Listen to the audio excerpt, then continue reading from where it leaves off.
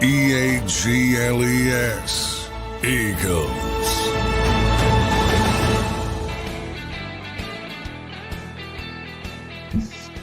Welcome in, everybody, to a Football Friday edition of Birds 365 here on the JAKIB Sports YouTube channel. Appreciate everybody being here. That's Johnny Mack, the #1 Eagles beat reporter in town. I'm your host, Zander Krause. Thanks, everybody, for tuning in. Make sure you guys give us a follow on Twitter at JF McMullen for John and at Real Zander for me. Appreciate all you guys. Johnny Mack, Football Friday, another week. Week 6 already in the NFL. John, how you feeling on this Football Friday? Yeah, feeling good. A little nice little northern lights locally for us. We don't get to see that very often. I saw that, cool. John. Pretty cool. Yeah. It wasn't that defined. I see pictures from, I guess, people who are less away from society. It really shone through. Wasn't quite as sharp where I am, but yeah, cool. My aunt sent a photo from out in Chester Springs, and it was like it was like she painted the sky pink. Here it was just a little bit wherever. I'm right outside of Philly, so it just was a little bit pink for me, but pretty cool to see. Good stuff there, John. I got it. First off, let me set the stage. We got a great show planned for everybody. We got Thomas Mott in the first hour. I'm sure many of you know Thomas. Does a phenomenal job on YouTube. He's been on the show a couple of times now. He's the host of the Thomas Mott Show on YouTube. And then we'll have Josh Davis, host of the Philly Special Show on YouTube. Both of those guys do a great job on YouTube. So looking forward to talking to both of those guys today on the show. Appreciate everybody being here this morning. Daz down in Florida, day 2 without power. Daz, we're praying for you, brother. Hopefully you get that power back soon. And you guys are all safe down there. Good to see you in here this morning. Johnny Mack, question. Is this a trap game for the Philadelphia Eagles, John? It's starting to give me that feel. You know, I was looking at some of the stats. I'm looking at some of the game tape. You know, you mentioned it yesterday. The Cleveland's depleted with injuries, but when they're not, that defense is really good. You know, basically close to top of the league when they are healthy. Now, I don't know if they're going to be healthy, but I don't know if this game is as easy as many are talking it up to be. Yeah, we'll see a little bit later. They're definitely not going to be healthy. And it starts with Myles Garrett, who they get through the week, but he's not playing like himself. So that's number one. And they got a bunch of other guys who are questionable right now. We'll get a better indication who's up and who's going to be up and who's not today with the injury reports. The statuses will be out this afternoon, so we'll get a better indication then. But yeah, they're very gifted on defense. Look, I've said, is it a trap game? If it's a trap game, if the Eagles are approaching it like a lot of the fan base, which I've heard all week, is this is a gimme game and this is a terrible team. I've heard worst team in football, but no, the quarterback is playing the worst maybe in football. The rest of the team is pretty damn talented. Again, with some injury concerns, they made the playoffs last season. They had the number 1 defense, not only in the NFL last season, they had the number 1 defense in the NFL since 2014 last season. So yeah, there's plenty of good players on this team. And I don't think it's by accident that Nick Sirianni, maybe people have saw the clip, the messaging this week was stay hungry, stay humble, because I think a lot of people are like, everything will be fine because Cleveland's coming in. If you approach it like that, you're probably going to you're susceptible to a trap, but I don't think they're going to approach it that way. I think that's more of a band-driven thing. But if they do, yeah, this could be a trap game. You like the little Nick Sirianni rah-rah that the Eagles play? Well, I don't like it or dislike it. I'm just saying I think it's purposeful because they hear some of the, this is a gimme game or however you want to describe it. And from the standpoint of, all right, yeah, the quarterback's playing like shit. All right. It's not the first time. It's not the last time. And maybe he plays average on Sunday. And all of a sudden you're in a game. And if you're in a game, as always in the NFL, one bounce of the football, one score game late, and all of a sudden you're walking off all downtrodden, losing to the worst team in the history of the world. So he's obviously trying to guard against that. Yeah, we'll see how it goes. I'll side on the not dislike, kind of a dislike. I mean, I'm ready for these dudes to do it on the football field. We've been hearing talk and T-shirt slogans, and you got to want it, and you got to be starving for this shit. I've been hearing that for Starving for he gave starving. Yeah, I mean, I don't care about that, but I think the humble part of it is, I see what you're saying. And a nod to, look, don't act like you're better than other teams because people outside the building say you're better than others. That's how you get caught in a trap game. Yeah, no doubt. Eagles have to turn it around this week, obviously, coming off a tough loss to the Bucs where they got throttled, but they do get their two best players back, and really the three best players back with Lane Johnson. Any updates from the NovaCare, John, that we should know about going into the game this weekend? Yeah, I mean, AJ's going to be back. Lane's going to be back. Devontae, 99%, 99 point. I think he's going to be out of the concussion protocol today, actually. So I don't think there's going to be an injury designation on him.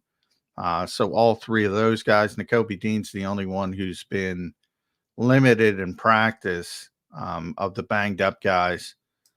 Reed Blankenship, AJ, Sidney Brown, even Anaya Smith, even who just got their practice windows activated. Devontae, we mentioned, Johnny Wilson as well, coming back from the concussion protocol. Have all been full practice guys. The only one limited somewhat this week was Nakobe Dean with an ankle injury, and talked to him yesterday, and he said he's good. He's going to play. He's good. So no issues there. Whereas Cleveland, let's look at today's injury report. 1, 2, 3, 4, 5, 6, 7, 8, 9, 10, 11, 12, 13, 14, 15, 16, 17, 18, 20 deep on the injury report. And a bunch of guys haven't practiced their safeties. Grant Delpit's in the concussion protocol. So very similar. Can he get out?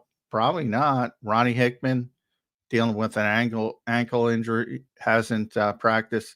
James Hudson hasn't practiced this week. He's a tackle. Now, they did get Jedrick Wills back last week.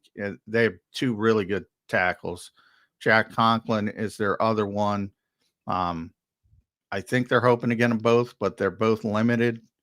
And that could be a big difference in the game if they play versus if they don't play. And Denzel Ward is one of the best corners in the game, has not practiced this week. So that doesn't even count the guys like Myles Garrett who are playing injured. A lot of injury problems for the Cleveland Browns. Yeah, we'll see how many of those guys end up playing, because I think that's going to be a a big thing in the game. Obviously, look, we're all waiting for Jalen Hurts to find his rhythm this year. I think he's going to be able to do it more so with AJ Brown and Devontae Smith back on the field and Lane Johnson. This defense is not particularly the easiest defense to throw the ball all over. Now, if some of those guys are out, I think that changes the story a little bit. But we'll see how many of those guys play. John, one other thing I want to ask you about here in the open is the Hassan Reddick agency thing. I know people might not want to talk about that because it's not Eagles, but I do want to talk to you about it. That's typically not a good thing when the agent bails on a player. No, it is not. No, it is not. What the heck is going on there, dude? Is he just forfeiting $15 million to? Yeah, there's obviously things going on. I know, one of the things that has fueled Hassan for years is he's got a chip on his shoulder because he produces the way he produced, and everybody says, here Eagles fans for the most part say, just pay him. And nobody pays him, at least like his peers. And he's like, what do I have to do to get paid? Basically. And I get that frustration, but there's something else going on because, the last time I can remember, I'm sure if anybody out there, the last one I remember is Johnny Manziel, who his agent dropped him like his agent fired him. Right.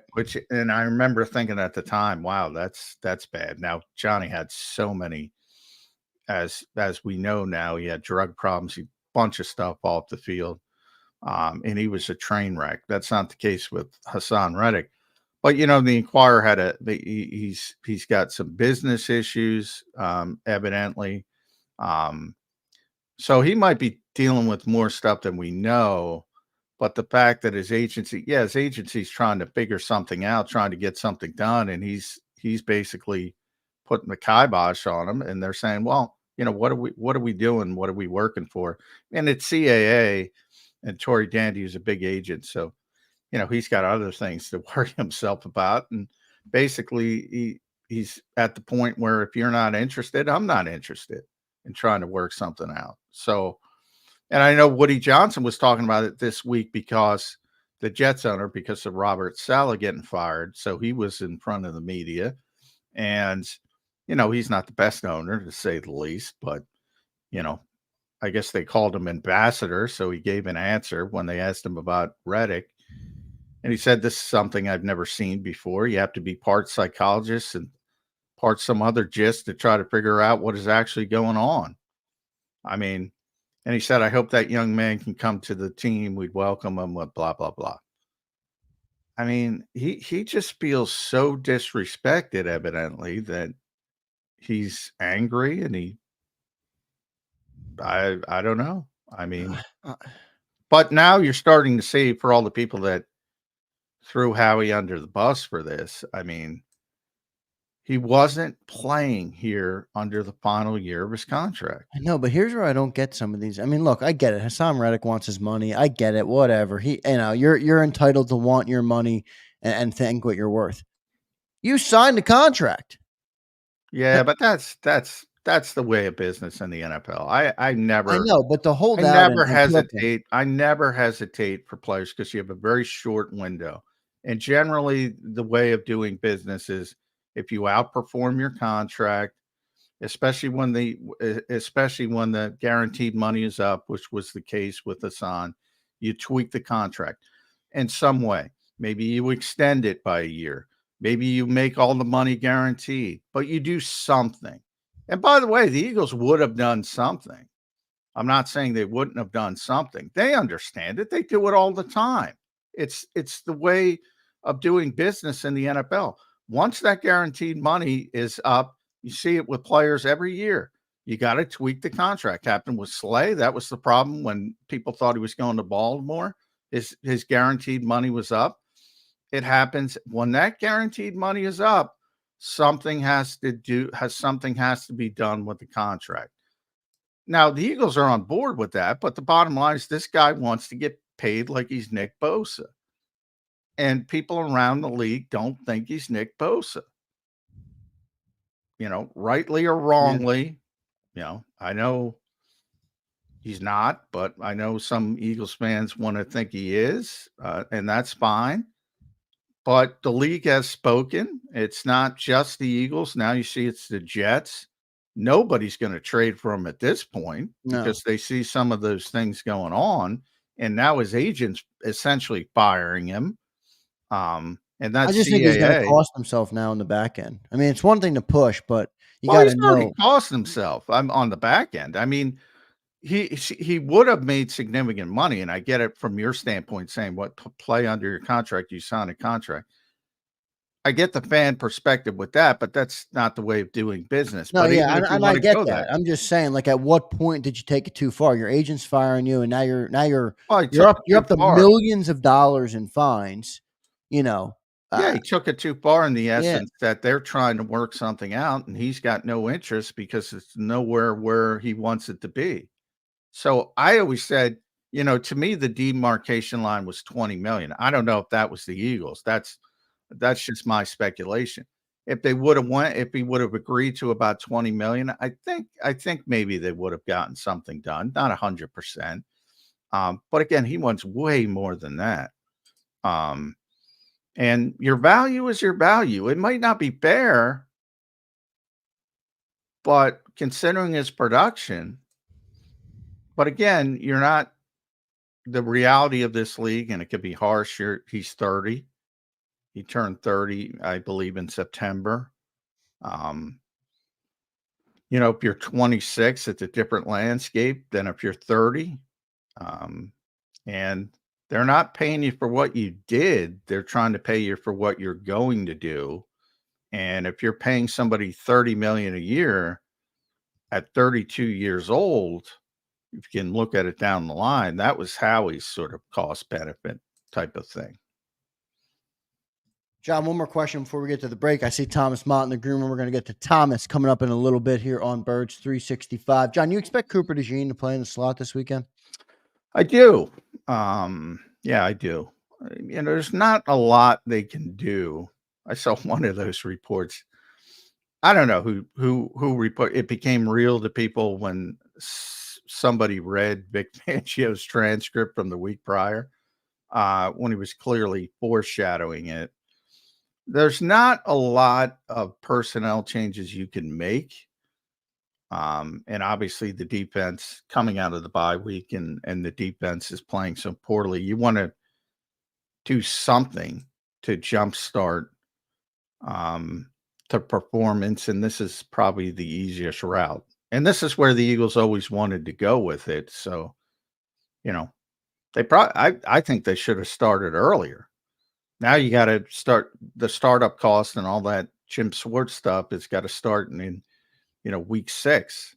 I think they should have done it earlier, but I do expect to see him in the slot.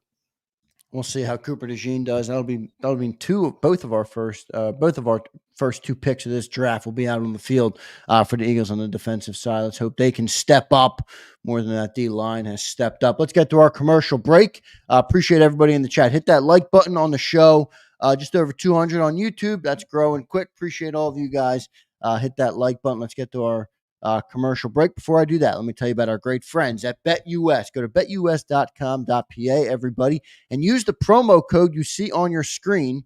That's YouTube150 and get 150% sign-up bonus on your very first deposit, and then 125% on your second and third deposits, all up to $2,000 of bonuses. So deposit less and bet with more at betus.com. Go to betus.com.pa.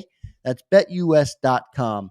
They have the fastest payouts in the industry, 24/7 customer support, and they'll even give you up to 10% back on your net losses twice per year. So go to betus.com today and use that promo code YouTube150. We'll be back in 3 minutes on Birds 365. If you missed any of today's show on the JAKIB Media channel, listen to the podcast on your way home. Available on YouTube, Apple, and Spotify. Your gut says Miami is going to win, and you should take the over. Your gut also said your NFT selfies would only go up in value. They didn't. But your head is on Sports Grid and knows the QB is in concussion protocol. The backup has a 45 QBR against the zone coverage. The New York D has the most sacks in the league. So yeah, trust your head. It's smarter to be on Sports Grid.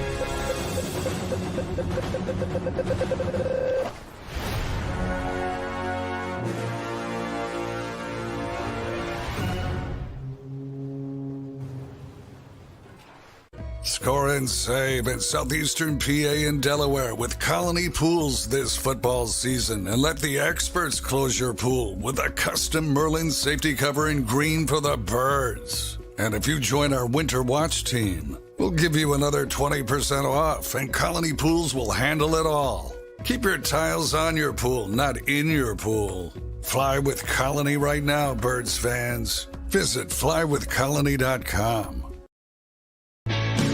Hi everybody, my name's Jason Lombardi. I'm an inspector at DryTech. At DryTech we offer 3 major services, the first one being basement waterproofing. The second service we offer is foundation and structural repairs. And then the third service that we offer is mold remediation. If you feel you are having a waterproofing issue, give DryTech a call or check us out online.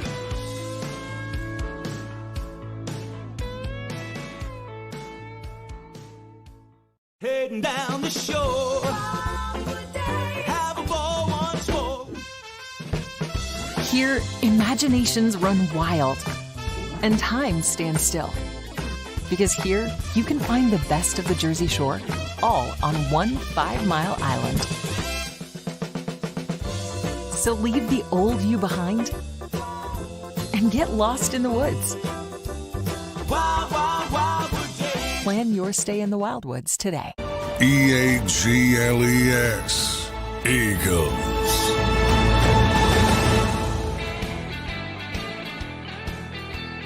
Welcome back in, everybody, to a Football Friday edition of Birds 365. Joined now by Thomas Mott, host of the Thomas Mott Show on YouTube. Thomas, welcome to the show, man. Eagles are going to get back on track this week, right, Thomas? You're muted, Thomas. Though that's a bad start to the Eagles Football Friday, but we're back now. There we go. Listen, guys, I mean, a bye week does wonders for getting your confidence back in a football team, and yet they could easily go out and lay an egg, but I don't know. You guys feel pretty good? I feel pretty confident. You get the Browns, and I feel like we heard the right things from the Eagles in terms of the media and the changes on defense this week, and I'm pretty pumped. Yeah, and I do think that the Browns are so injured, but it starts with Deshaun Watson and just how poorly he's playing. And I think that's part of Nick Sirianni's messaging this week was, stay humble. That stood out to me because I think so many people are looking at this game, Thomas, and saying, all right, this is a gimme. And if you do that in the NFL, Zander brought up the phrase trap game, which everyone's heard in the past. It can be a trap game, but only if you walk in that mentality of, oh, this is a gimme, which generally doesn't happen in the NFL. So that should be pretty easy. It's a good matchup. They should win the game. Will they win the game? That's the key. And a lot of things would have to go wrong for them to lose this game. But number one, the easiest way to fall into a trap, Thomas, is turnovers. Yeah. So can Jalen Hurts stop the turnovers? You've seen them all individually, contextually. A lot are his fault. A lot aren't his fault. What do you make of it? Because this is a long, extended period of time that this quarterback has turned the football over pretty consistently. Yeah, I mean, you just mentioned trap games and upsets and how these things can actually happen. And obviously turnovers are a big way. Myles Garrett could single-handedly wreck the Eagles' party coming after a bye, right? First drive, Myles Garrett strip sack. Browns, 1st and 10 from the Eagle 15. They go and score. It's 7-0, and then we're all panicking again. So you're very right. I mean, it could definitely be a trap game, even though I think most Eagle fans would take this one as maybe your first opportunity to get a double-digit win in what feels like 4 or 5 years. Our last time we got a comfortable fourth-quarter lead feels like forever. But Hurts' turnovers are obviously, a major problem. And it's just amazing that they continue to be a fact of every single game that he plays. They're just, every single game you expect, okay, he's going to get strip sacked. He's going to hold the ball too long. He's going to throw it right to the defender. And it's getting very, very old. And you just wonder, what can they do to help him out? And I wonder if they can maybe game plan a little bit better early on, maybe not have so many longer dropbacks where he's sitting back in the pocket for 4 or 5 seconds trying to work the football down the field, start a little slower in the beginning, work in some quick slants to A.J. Brown being back. That should help on the football a lot more early on, get Hurts a little bit more comfortable. And then if they can just get a lead, then maybe he's not going to be pressing as much as he's had been, especially later in these football games, the strip sack against the Bucs, the later throws in some of those Saints games. Hopefully he can get back on track. But I think overall, this football team just needs a completely clean win, a win where there are no turnovers. They don't give up multiple sacks. They get sacks on defense. They force turnovers on defense, and they win, like we just mentioned, by 10, 14, 21 points and kind of sit back and go, okay, we can do this multiple times. We don't have to be in a dogfight every single week. We can play clean football, and that's going to get a lot of fans, I think, buying back into the 2024 Eagles. Thomas, I'm just looking for a W. If it's 21-20, I'll take it. But I know everybody's looking for that double-digit win. Thomas, I want to go to the defensive side of the ball. because, it's easy to say the offense is going to get better. You're getting back Yeah. Lane Johnson, Devontae Smith, and A.J. Brown. They're going to get better. Those are the three best players on the team. Defense is a different story. Now, Deshaun Watson coming into this game, he's been sacked 26 times in 5 games, averaging over 5 sacks a game for him. Is this an opportunity for the Eagles' edge rushers, for Bryce Huff, to kind of get going in this football game? I think I said it during, I think it was the Bucs matchup and the Saints matchup was like, okay, these are favorable for the defensive line. The Bucs had some injuries going into that game. They should be able to get after Baker Mayfield because the Broncos did just that a week prior, and then we didn't do anything with Baker Mayfield. So I am cautiously optimistic that Bryce Huff gets going. I just want to see the defensive line just look relevant, right? I think I've talked a lot about on my show how the defense doesn't have to be a top 5 defense this year. They don't have to be top 10. Just be middle of the pack. They could be the 17th rated overall defense in every single major category, and they're going to win a bunch of games with a healthy A.J. Brown, Saquon Barkley, Devontae Smith in the offensive line. But they're towards the bottom in almost every single major statistical category that really matters, especially pass rush, getting to the quarterback, producing sacks. And guys, if they can't do it this week, if Bryce Huff continues to lay basically a statistical egg, I mean, he had one tackle, which was a pretty easy tackle overall last week. If he continues to struggle, then I think you got to give more reps to Jalex Hunt. You got to play Nolan Smith more. Not that they're somehow going to be that much better, but regardless of $17 million a year, if he can't do anything on the football field against the Cleveland Browns offensive line and Deshaun Watson, then I think the snap count continues to go down and other guys get some more opportunities. Boy, I'm concerned. Jedrick Wills was back last week. I think they're hoping to get Wills and Jack Conklin back this week. And then all of a sudden, I mean, the Browns, when they're healthy, have one of the best offensive lines in football. Wyatt Teller's out on injured reserve, so you don't have to worry about that inside. But the tackles might be back. And then I think, I don't want to say poor Bryce Huff, but I do think a lot of things have not gone that guy's direction so far, and he's losing confidence week by week by week. And I think everybody looks at Cleveland and says, oh, this is the time to get healthy. And all of a sudden, Wills and Conklin show up, and you're like, it's not the time to get healthy. I bring this up, Thomas, because a bunch of the Jets reporters and Rich Cimini, and I know a bunch of those guys, they all think he can play. Yeah. They all think he can play. And they're saying the Jets made a mistake and should have brought him back because they're dealing with the Hassan Reddick issue. So they all saw him play. They all think that he can play. How much of this is on the Eagles for misevaluating the fit?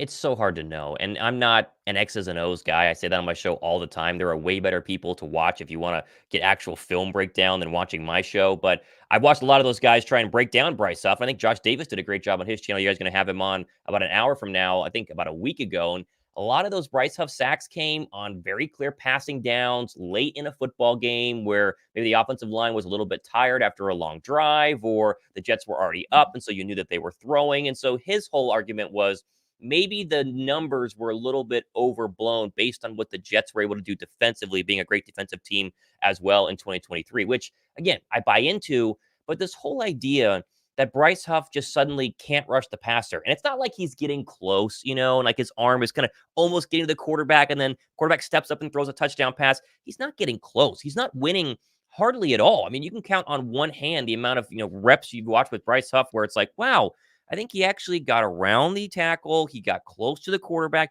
It virtually doesn't exist. And so whether it's, his confidence, whether it's Vic Fangio's scheme, I saw a whole thing on, well, he needs to have two hands on the ground and be a true pass rusher versus this kind of hybrid outside linebacker edge guy, whether it's because he can't, defend against the run. So he's worried about getting beat there and not focusing on pass. I don't know, right? I genuinely don't know. All I know is that you paid him $17 million a year, and to be this big of a bust is really surprising. Like, the Eagles have had free agent busts in the past, John. Like, you obviously know this. You covered the team. Yeah. You're out the ups and downs of Howie Roseman's tenure. They've missed on plenty of players.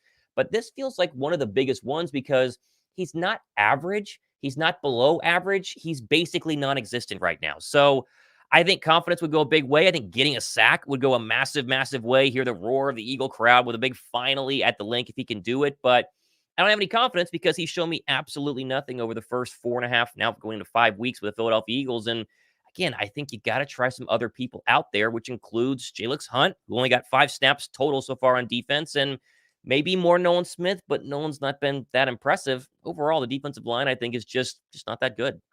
Yeah, and I've been starting to wonder, Thomas, how much of this should we be putting on Howie Roseman? And we're talking about probably one of the greatest, people disputed this, but maybe the greatest collection of offensive talent the Eagles have ever had. When you talk about wide receiver, Saquon, offensive line, people push back and say, well, Jalen's not all that. So, however, take it however you want to will. They spent almost $200 million on the offense. Yeah. We have 4 first-round picks on the defense. We got 2 third-round picks on the defense. You got, did Howie just, this is a big miss. If Howie didn't do anything right on that defensive side of the ball and they can't get to the middle of the pack, like you said, what a blunder that would be. Now, do you blame Howie? Or we had John Stolnis on yesterday who said, well, they're not developing talent.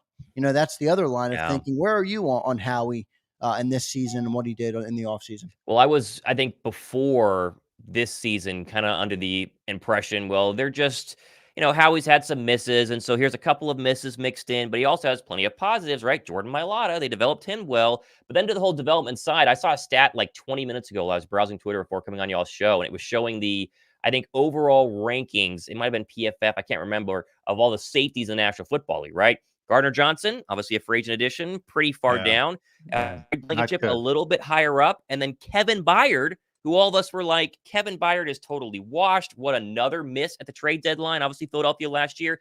He was on the other end of the spectrum and is one of the top safeties in the National Football League right now for the Chicago Bears. And you go, how is that possible? We all watched Kevin Byard last year, and Kevin Byard was really bad. He was honestly terrible after the trade deadline. And yet you sit back and go, well, once these people are leaving, they're playing much better. And so I think it's a mixture of Howie missing, a mixture of the scheme maybe not fitting, which is very weird because I'm sure they asked Vic Fangio, do you want Bryce Huff? Do you want Gardner Johnson? He said yes.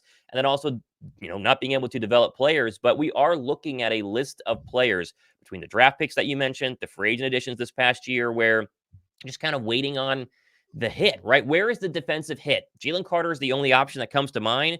But the problem is Quinyon. There you go. Yes, Quinyon. But in terms of the past couple of years prior to last year's draft, Jalen Carter is the only one that you can look to as a hit, and he's been very sporadic, right? He doesn't appear really in the Bucs game. Can you think of a play where Jalen Carter was like, oh, there he is, disrupting this whole entire game? He was much better in the Saints game a couple of weeks ago.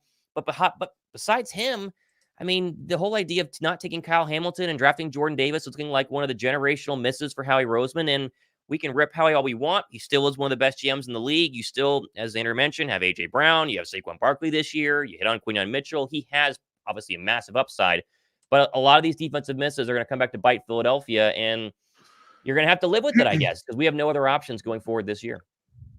I'm going to go at Howie in a different way. And I've been pretty consistent with this. And this is difficult for me because I love Vic Fangio personally. But, I think the scheme has passed I think the NFL has passed the scheme by.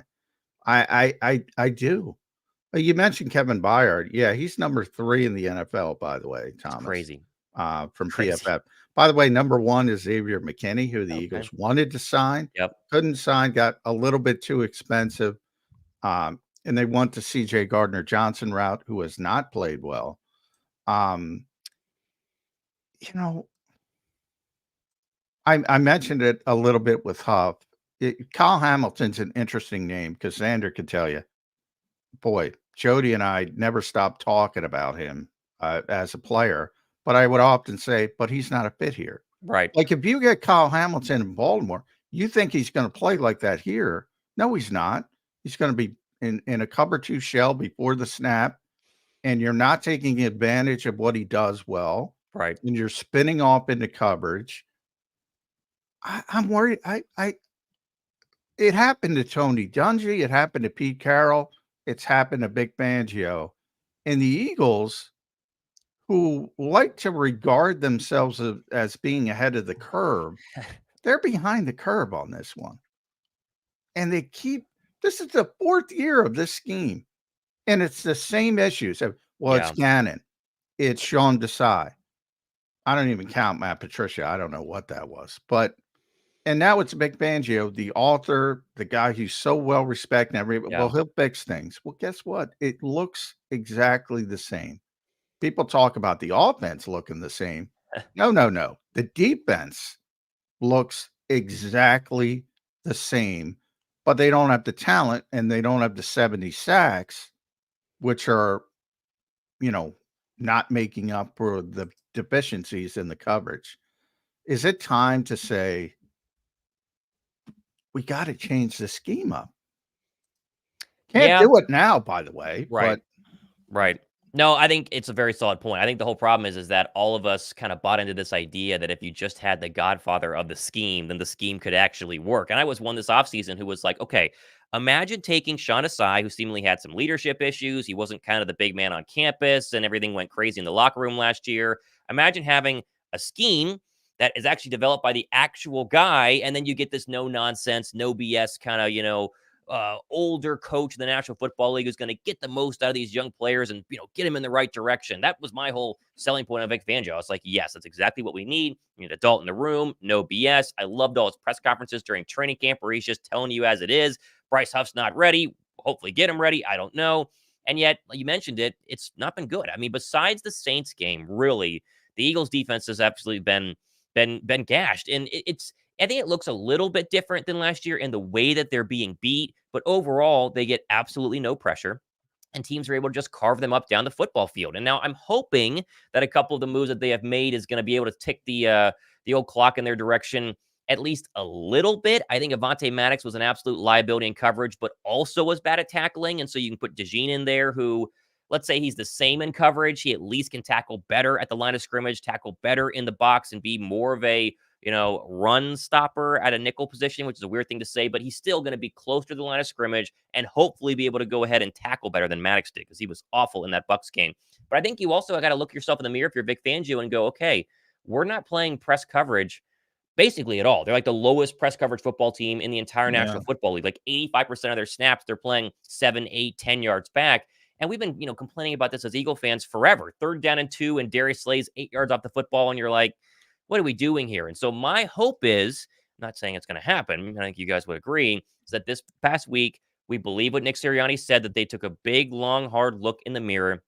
I saw all of their deficiencies, all of the problems that are going on, and they've made some adjustments. And I'm just absolutely hoping, the fan in me is hoping, we come out on Sunday afternoon versus the Browns, and the defense plays well. The offense is a lot more fluid. They don't, kind of have drives where they get away from Saquon Barkley and then they don't use motion. It's just kind of looks the way it's supposed to, and they get this team back on track. Because all of that being said, guys, this is still a really good football team on paper, right? If they can start to go on a little bit of a run here and find their groove and gain that confidence, I mean, the rest of the NFC is basically the Vikings, the Lions, and then the Commanders, right? And the idea that Commanders are going to be this world-beating Super Bowl caliber team this year, I think is a little bit far-fetched. And so if they can just figure things out, big if, I think they can start to maybe, look a lot better than their record is showing, because on paper, the resume or the roster, it should be good enough, scheme being bad or not, to win you a lot of football games. Yeah, I think that's probably the best thing going for the Eagles right now is the NFC is wide open. The Commanders look great, but we got to see it for a full year. The Vikings, they just don't scare me. I know they're 5-0, but we'll see how they fare through the rest of the year. So I think that is the best thing. Thomas, I want to ask you what your thoughts are on Jalen Hurts' press conference the other day. He spoke about great moments repeatedly with Nick Sirianni.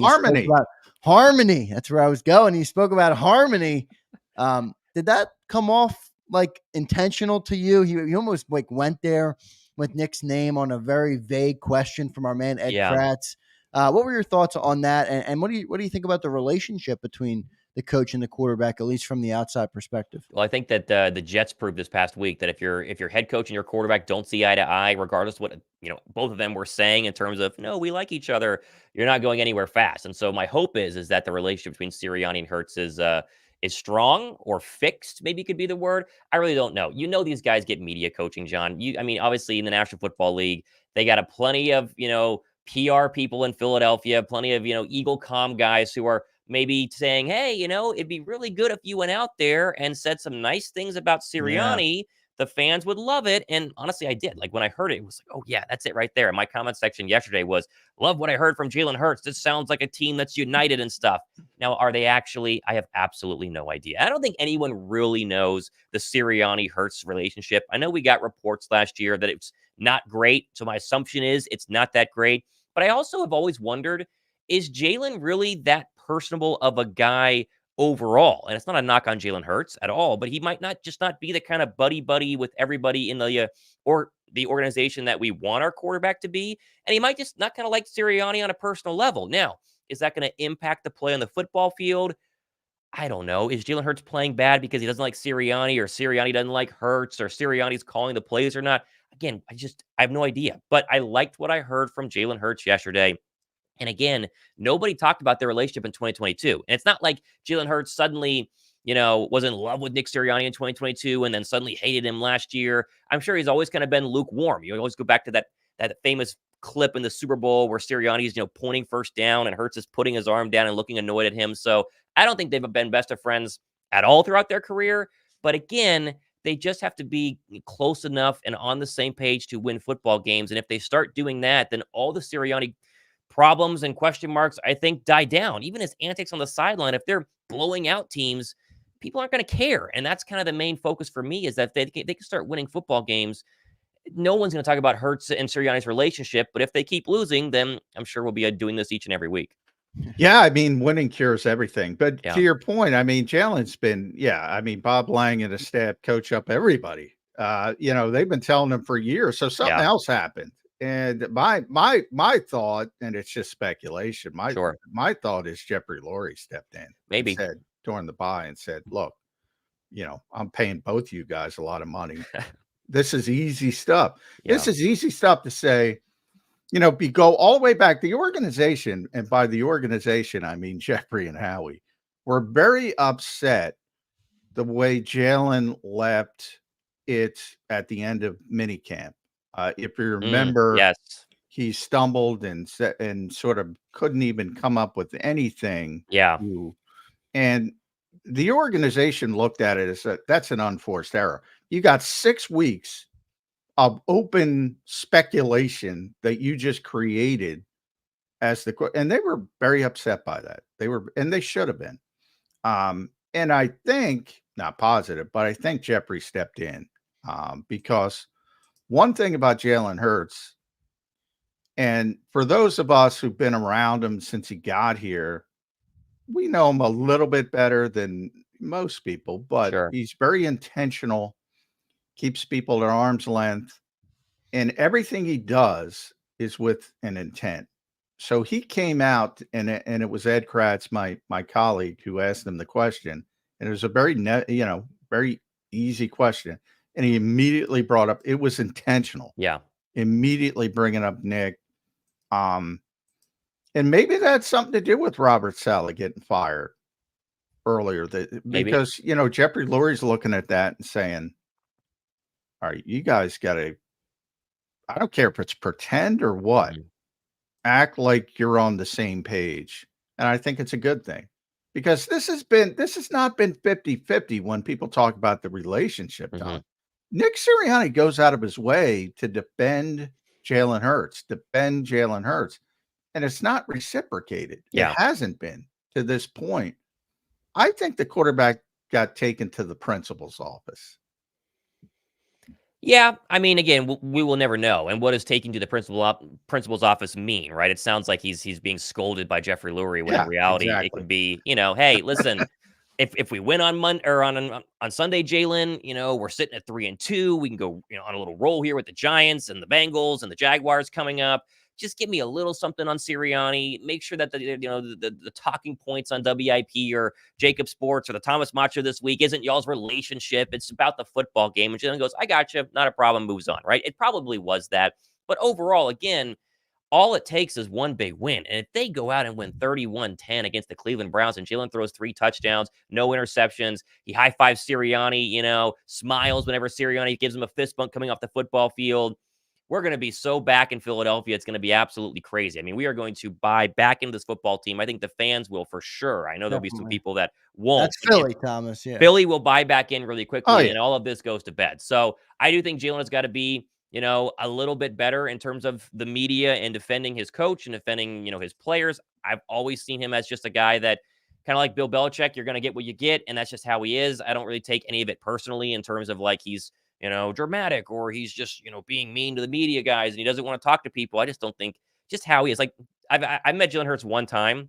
He was the exact same way. I was very curious, right? It's like, okay, here's Jalen Hurts. Oh, yeah. Is he going to be like different than what you see in the media? No, he's exactly the same guy. And you know what? By the way, he's he's never been mean. Never to mean. Any Nope. media I person. agree. Ever.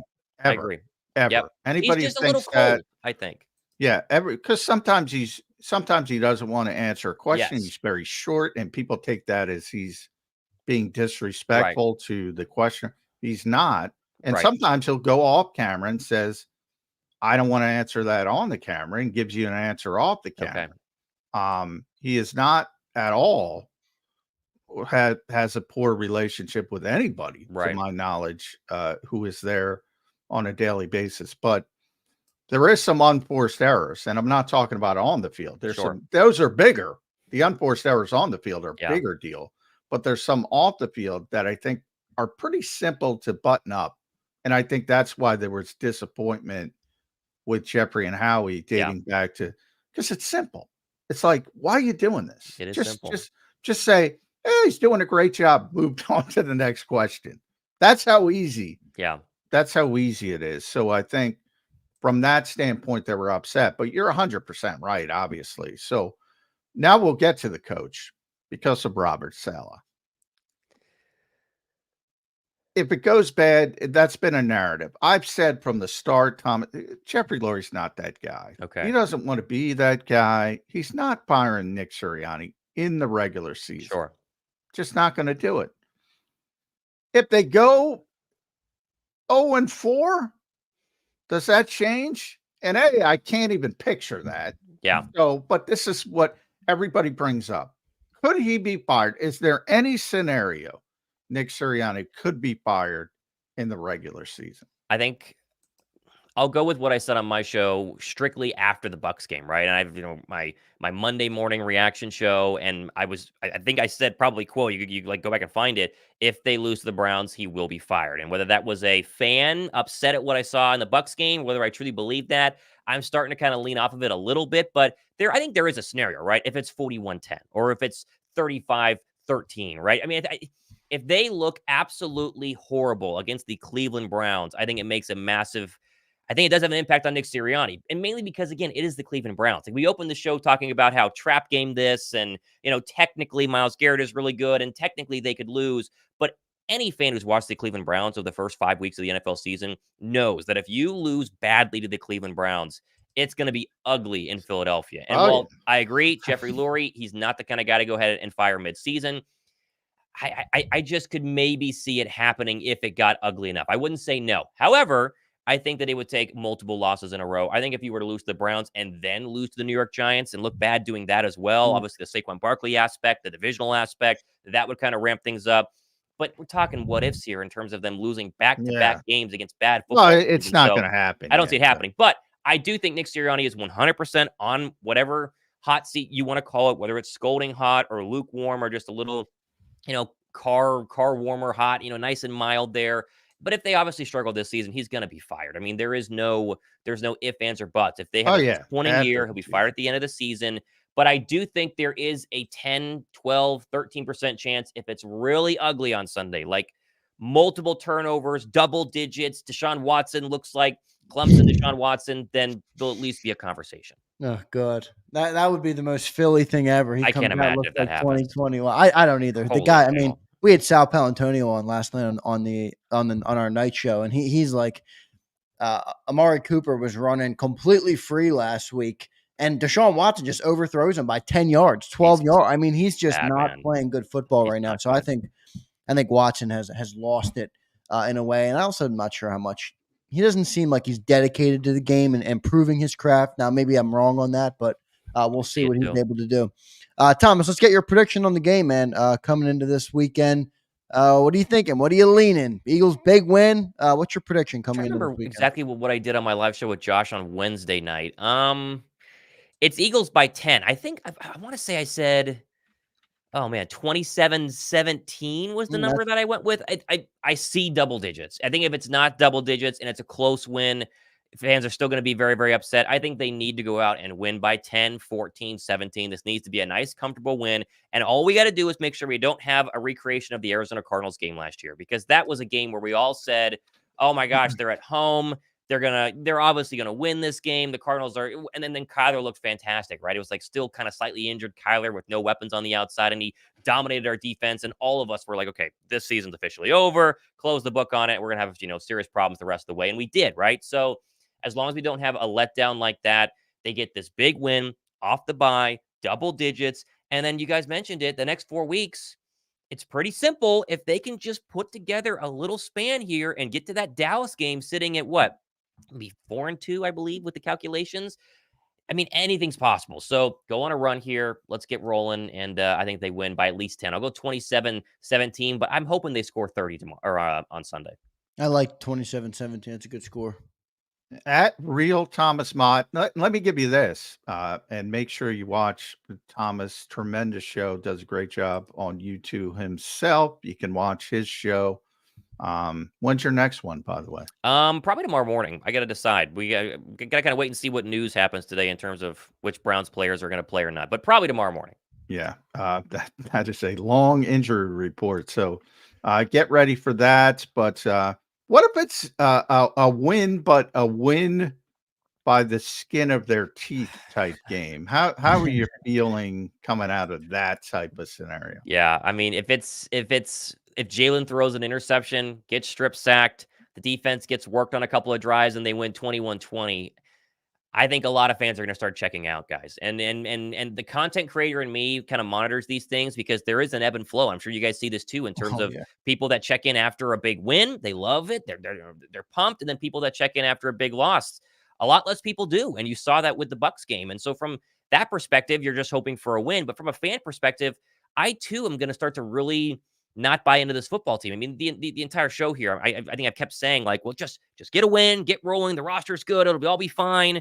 But if it's skin of their teeth, John, I think most of us are going to be like, okay, this is not going to happen. And we'll still try and convince ourselves, beat the Giants, then you're 500 and NFC, but this has got to be a big win. I think it just has to be a clean win. Maybe they only win 20-14 and kind of a lower scoring matchup, but it's a clean win. They have a couple of nice drives, a couple of sacks. They turn over the football in terms of picking off Deshaun Watson.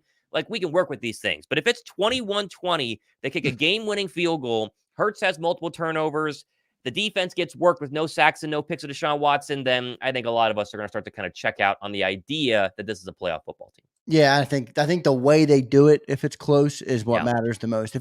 I'm okay with it being close, because we saw last year what playing your best football in September and October does, right? Like, I want to play our best football after Thanksgiving. The old Tom Brady quote, football starts after Thanksgiving. Right. I mean, so if they can just play cleaner football, as you mentioned, and kind of ramp up later in the year, or start to find their rhythm through each week, I'd be good with that. But you're right, if they have a bunch of turnovers and that, it's going to be ugly. Thomas, thanks for joining the show today, man. Make sure you guys go check out his YouTube channel, one of the best on YouTube, covering this team at the Thomas Mott Show. So go check him out. Follow him on Twitter at Real Thomas Mott. Thomas, thanks, man. We'll talk to you again soon. Thanks, guys. Thanks, Thomas. Good stuff from Thomas Mott there on Birds 365. Johnny Mac, we're going to get to our commercial break. Do I have any no super chats? So we're good on that front. John, what do you think the Eagles have to do this week to win this football game? I mean, it almost seems like it's obvious. You got A.J. Brown coming back. You got Devontae Smith coming back. You got Lane Johnson coming back. I mean, weather the storm here and just win the football game. But how do they do it? What do they got to do to win this game, John?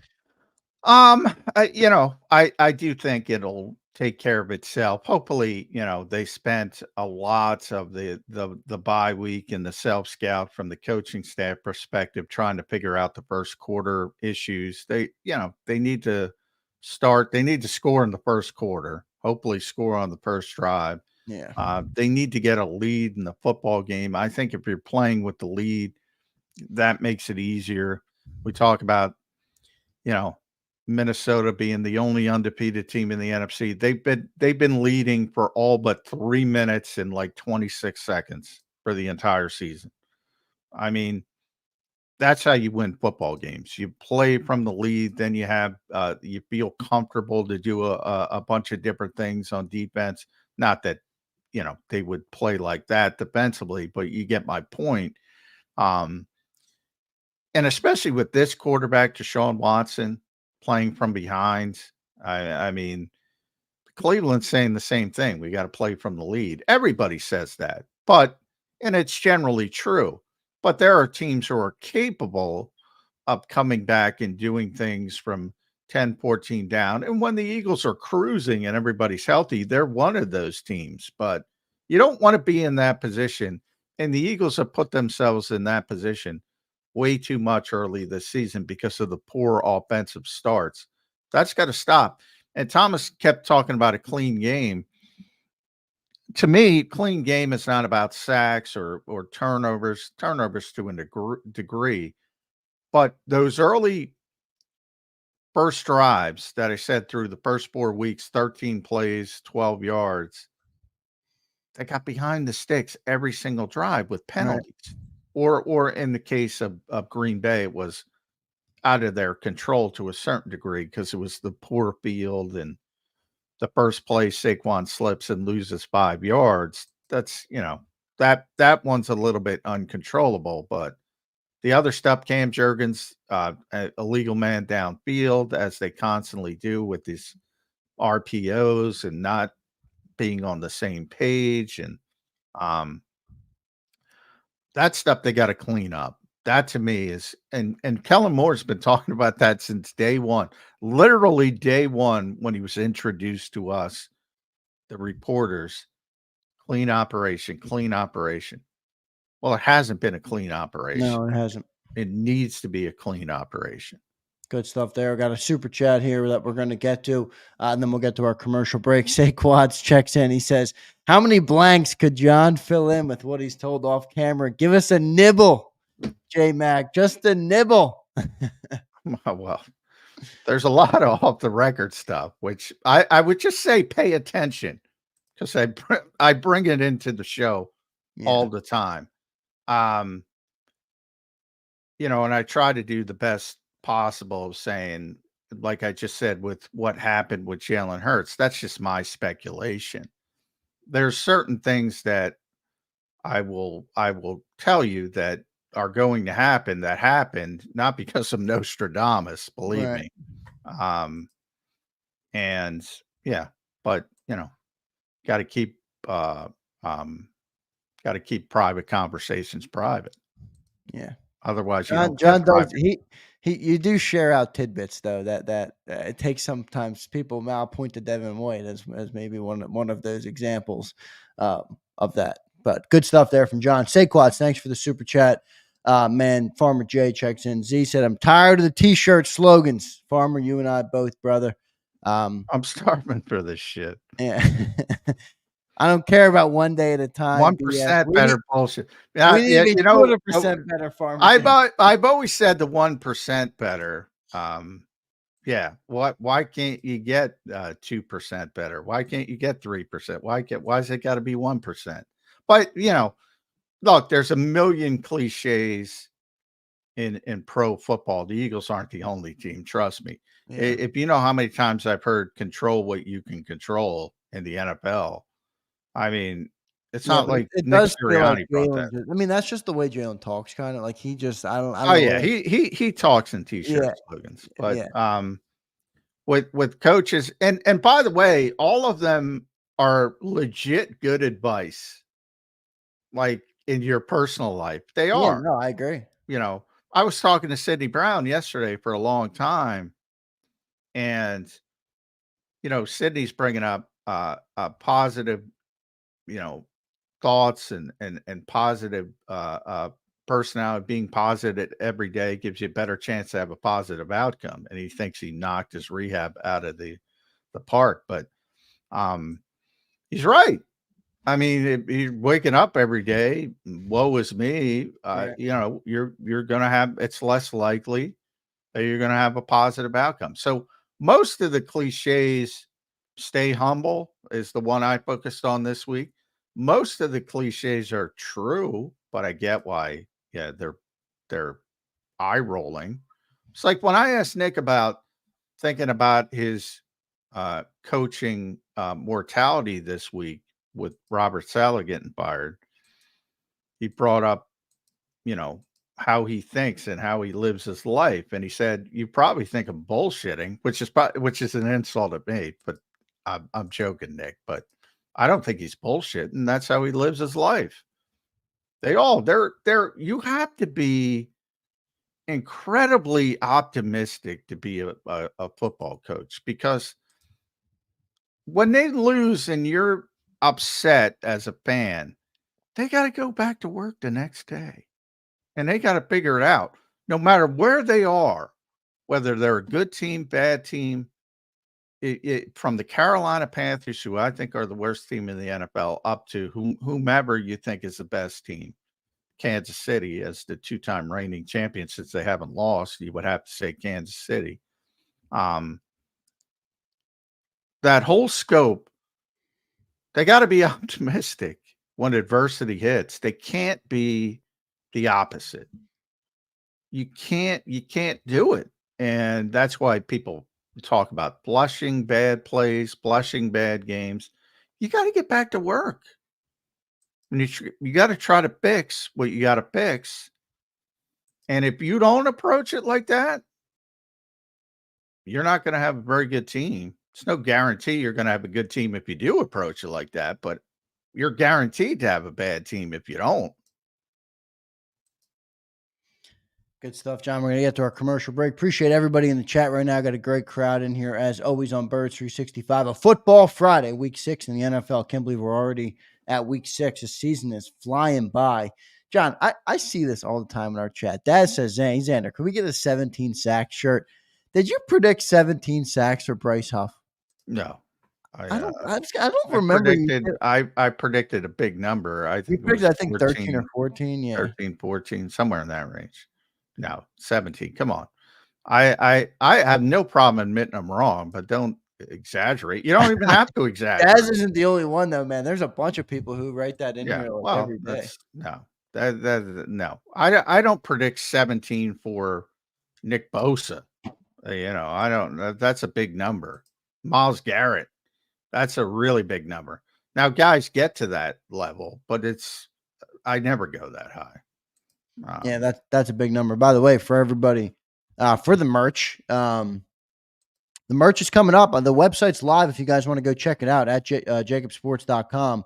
Go check it out. I'm not fully done everything yet, but it is ready if you want to grab some of the stuff I put on there. I still have a bunch more to add and do. Very busy, so I'm trying to get it all done, but definitely go check it out if you're interested. I got my first order from a JAKIB Nation fan last night, so big stuff. Very excited about that. So go to JAKIBsports.com and check out some of the merch there. And if you like anything, I'm obviously open to all feedback as well. So definitely drop me some feedback in the chat or in a comment after the show. And I always read all of our comments and get back to them. So go check it out at JAKIBsports.com. First order came in last night on a long sleeve t-shirt. I love it. So good stuff. Everybody appreciate the support with that. One more super chat we'll get to here. Johnny Mac. James Carver checks in. James, thank you, brother.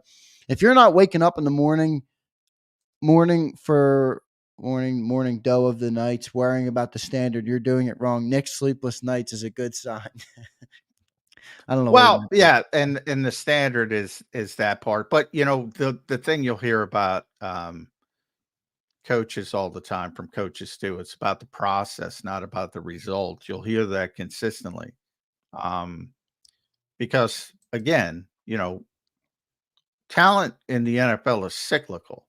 So, sometimes you have the best talent, sometimes you have the worst talent. Hopefully you don't have the worst talent, but sometimes, you got mediocre talent and the results are going to go up and down. Like when Andy Reid has his bad seasons, as few as they have been, doesn't mean he's a bad coach.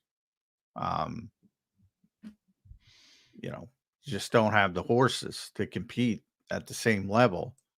But if the process remains the same and you do the right things, you're going to get the most out of your opportunities. And if you do that consistently, it's a better way to approach it. But obviously, it's very, I say all the time, it's very different. I mean, I don't know how many t-shirts you're making, but if you want to, people don't judge play calls, they judge play results. That needs to be a t-shirt. You're Like right. nobody understands that. And it's the most simple thing to understand.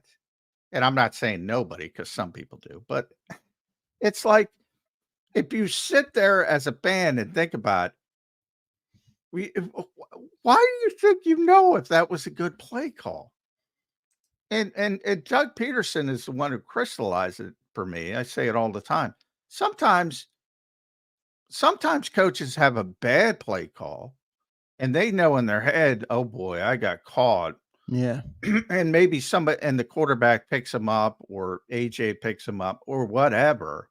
And it looks like a great play call because she had a great result. It was actually a shitty play call. And they got caught.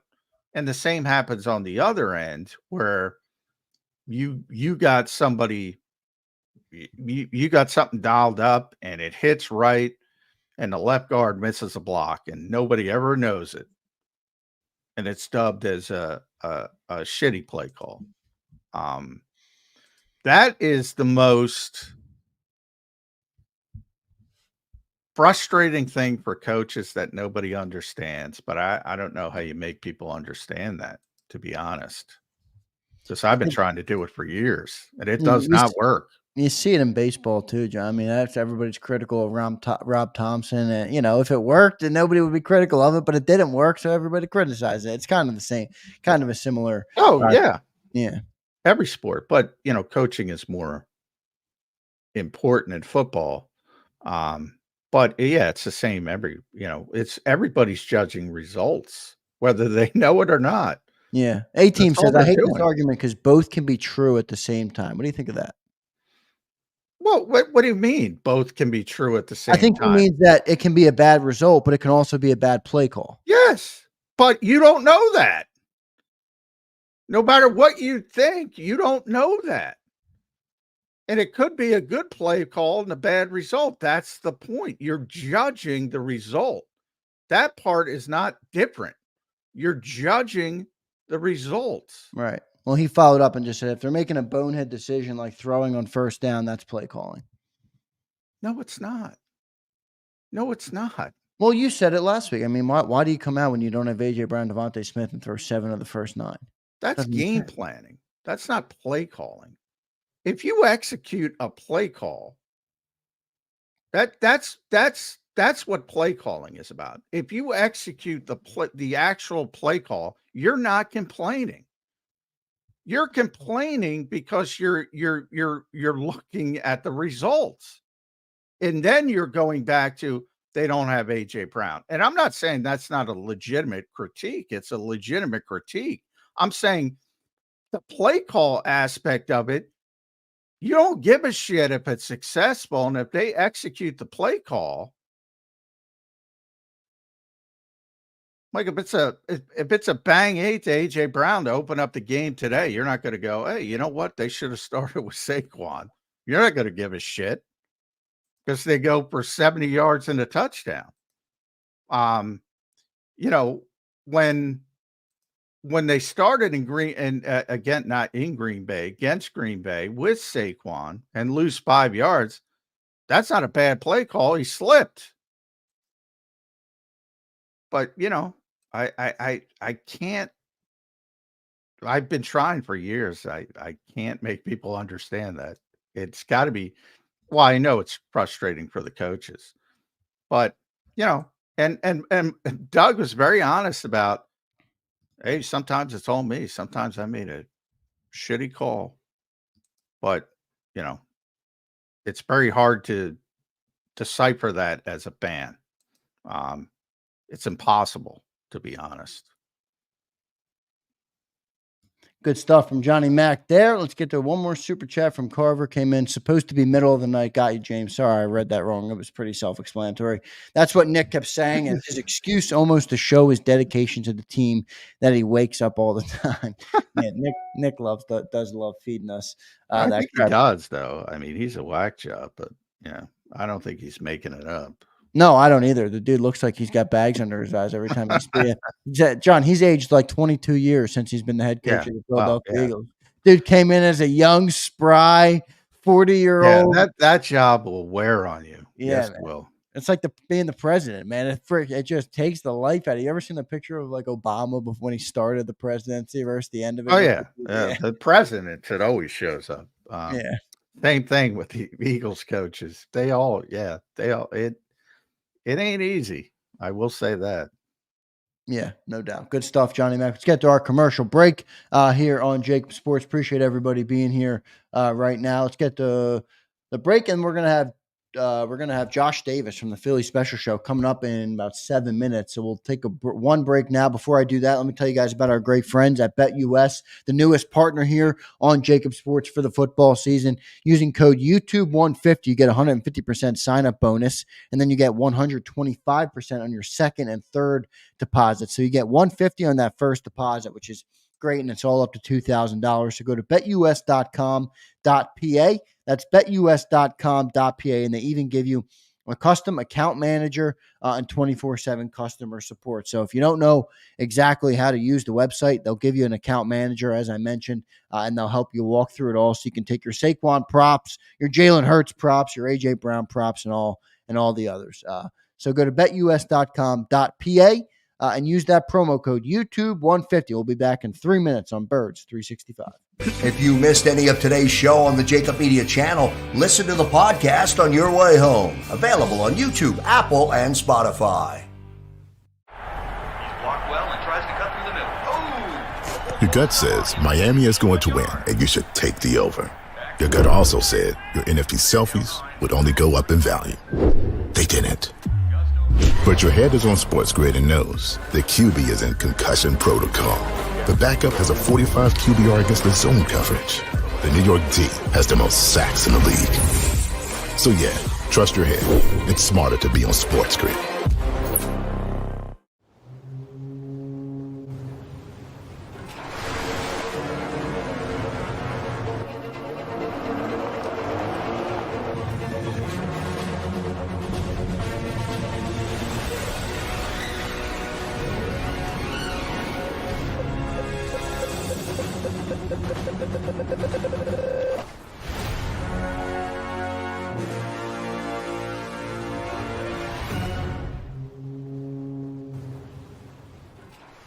Score and save at Southeastern PA and Delaware with Colony Pools this football season, and let the experts close your pool with a custom Merlin safety cover in green for the birds. And if you join our Winter Watch team, we'll give you another 20% off, and Colony Pools will handle it all.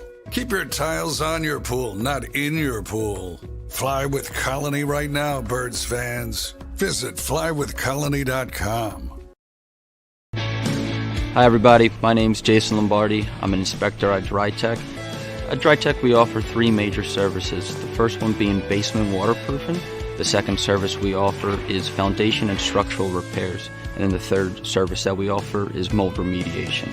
If you feel you are having a waterproofing issue, give DryTech a call or check us out online.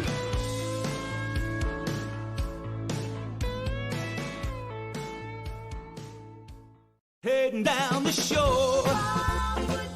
Have a ball once more.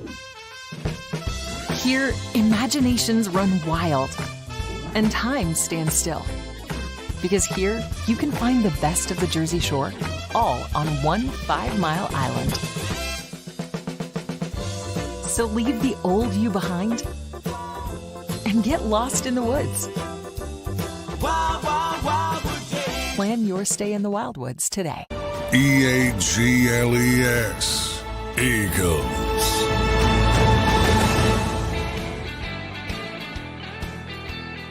welcome back in, everybody. A Football Friday edition of Birds 365 today. NFL Week 6 got its start last night. John, did you catch any of that game? Any thoughts on that game? I thought Brock Purdy looked pretty good. Yeah, he's been pretty good all season. So Yeah. that hasn't been the issue with San Francisco. A lot of injuries. You mentioned not being worried about certain teams at the top of the NFC. You shouldn't forget about San Francisco. They're tied for the lead in the NFC West, which hasn't been a great division, obviously, at this point. So, that's a team that if they get healthy and they start playing their best football late in the season, that's a team you still need to be concerned about. And, George Kittle's been banged up. He had a big game. We know Deebo Samuel's been banged up. He's back, 70-something yard touchdown.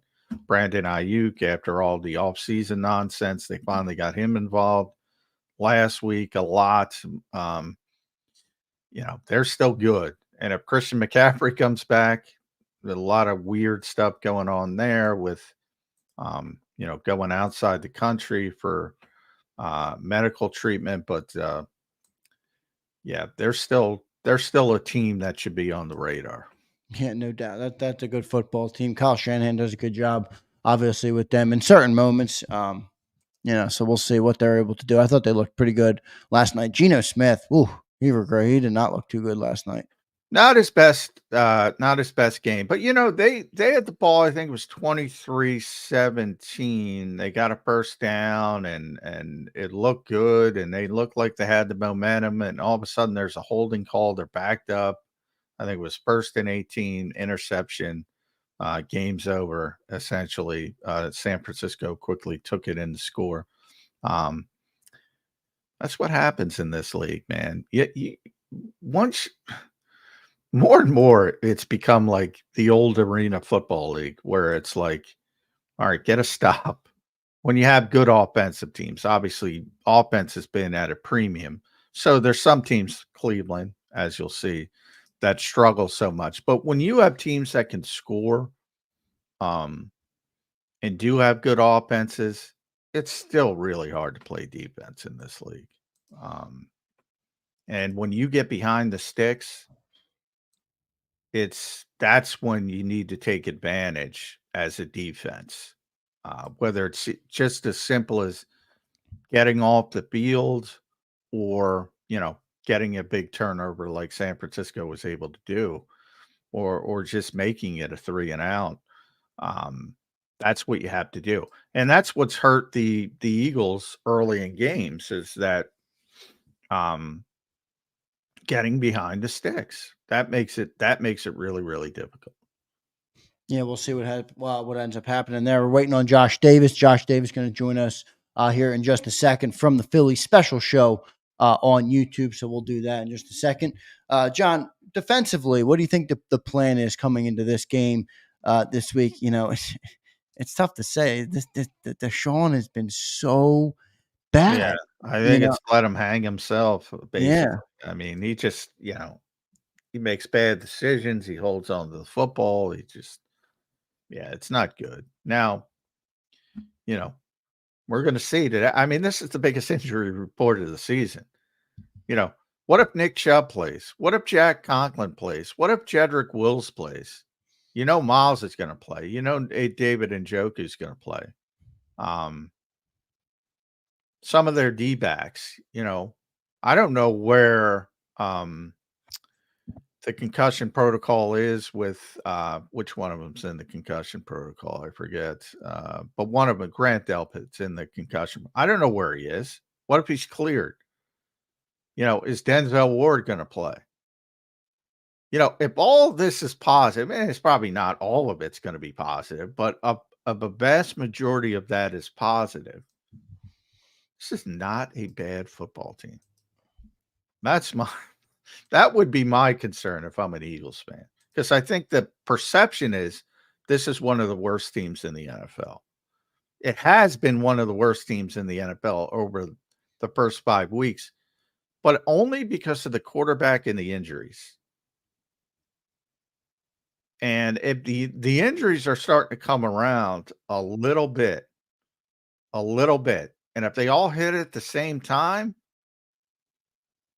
it's a different team out there. I tell you what if the Eagles are for whatever reason not able to win this game, I tell you what, something people will point to.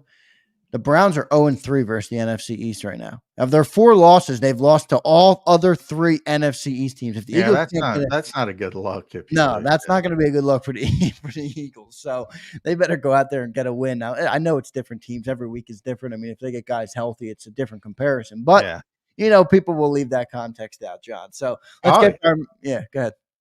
Yeah, they'll definitely leave it out. Like Nick Chubb ain't playing. Well, if all of a sudden if he shows up, as I mentioned, their tackles have been injured. Wills was back, so maybe if they get Conklin back, I mean, the quarterback still stinks, and that's what you hang your hat on. Yeah, but boy, what a downfall that was! And I think people. That's BLG, the great quote. He might be a better person than he is a player now. Well, for many years, he was. That was not bullshit. He was a very good player in Houston. I know people find that hard to believe. He was incredible.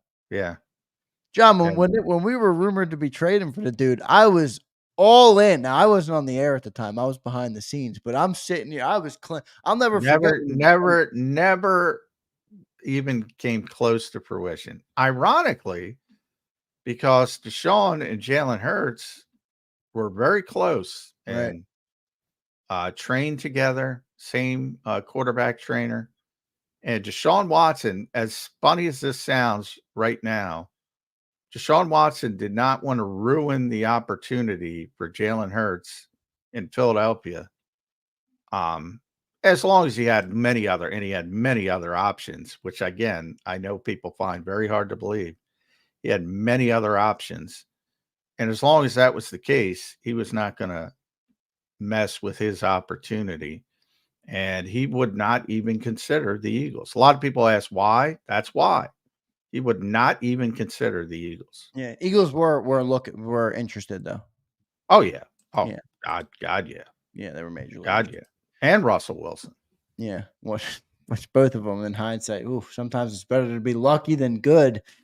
Good stuff that we didn't go that route. Let's get to our man Josh Davis joining us now from the Philly Special Show. Josh, welcome to the show, man. How you doing on this Football Friday? Preparing for Week 6 here. I'm doing well. Zander, John, how are you guys doing? Appreciate you having me on. Doing well. Good to see you. Big game. Where are you, Josh, coming into this game? We've talked about it a little bit. I think everybody looks at this team, and rightfully so. The quarterback is playing terribly. They've been one of the worst teams in the NFL. But I don't think there's one of the worst teams in the NFL when they're healthy. And they've had a bunch of injuries. And one thing Nick Sirianni said this week that stuck out to me, Josh, was stay humble. I think he's talking about that. Any chance this could be a trap game, the old trap game phrase for the Philadelphia Eagles? Potentially. I hope not. But yes, especially because of what we've seen from this Eagles team pre-bye week, even going back to last season, there's definitely shades of last season from the team with turnovers and everything else. I think that, I was listening to y'all's interview with Thomas earlier, so shout out to Thomas. That was a good one there. But John, you made a good point as well with the tackles coming back right before I hopped on here. It's a question of it's not going to completely fix Cleveland because Deshaun Watson is what Deshaun Watson is, and we've seen that. But it ultimately comes down to, like, can the Eagles take care of business? If the Eagles play clean football, then I don't think that anyone's worried. But that's a big if, sadly, because we've seen way too many weeks now where you're going like, oh, okay, yeah, it's starting to look a little bit better. Nope, there's a turnover. There's Jalen Hurts with another turnover. There's just the offense doing something weird. There's special teams players running into each other. Like, it's just something with this team, and there's not a complimentary football game that we've seen from all 3 phases, let alone really from one phase minus the New Orleans game where you could say, okay, the defense won you that game. The defense went out there and played phenomenal. But this is the NFL, and I don't care who you're playing every week. The Carolina Panthers looked like they couldn't get a single win, and then all of a sudden you swap out for Andy Dalton, and you're like, well, hey, wait a minute, it's actually a team that could go out there and get a win. So I'm not saying that we're going to lose, but also to the people that are, I've had several comments on my show of like, oh, we're gonna win like 40-3, and we're just get right back on track. That'd be great. I would love it. Everyone would. But realistically, from what we've seen from this team, like, it's kind of a survive and advance in this thing and just go 1-0. And it's maybe cliche. We've gotten sick and tired of hearing Jalen and Nick and all the other guys say it in press conference and the team, but we haven't seen enough consistency from this squad to just go in there and say, we're going to roll them. And, whatever the spread is, like 8.5, absolutely take that. That's a guarantee. No, I mean, I am not ready to get to bet on anything for the Eagles at this point from what we've seen. Yeah, Josh, I think the offense is going to get better this week, right? You're getting back A.J. Brown, Devontae Smith, Lane Johnson. I think that's a given. But defensively, how much does this defense concern you, Josh? And not even just this week. I mean, in the big picture, the defense is strong. I mean, Baker Mayfield had a field day with this defense. Could this be just what the doctor ordered for Deshaun Watson to get back? I mean, corners playing 10 yards off, quick release. How much concern does the defense bring you for this team? It brings a decent amount, Zander.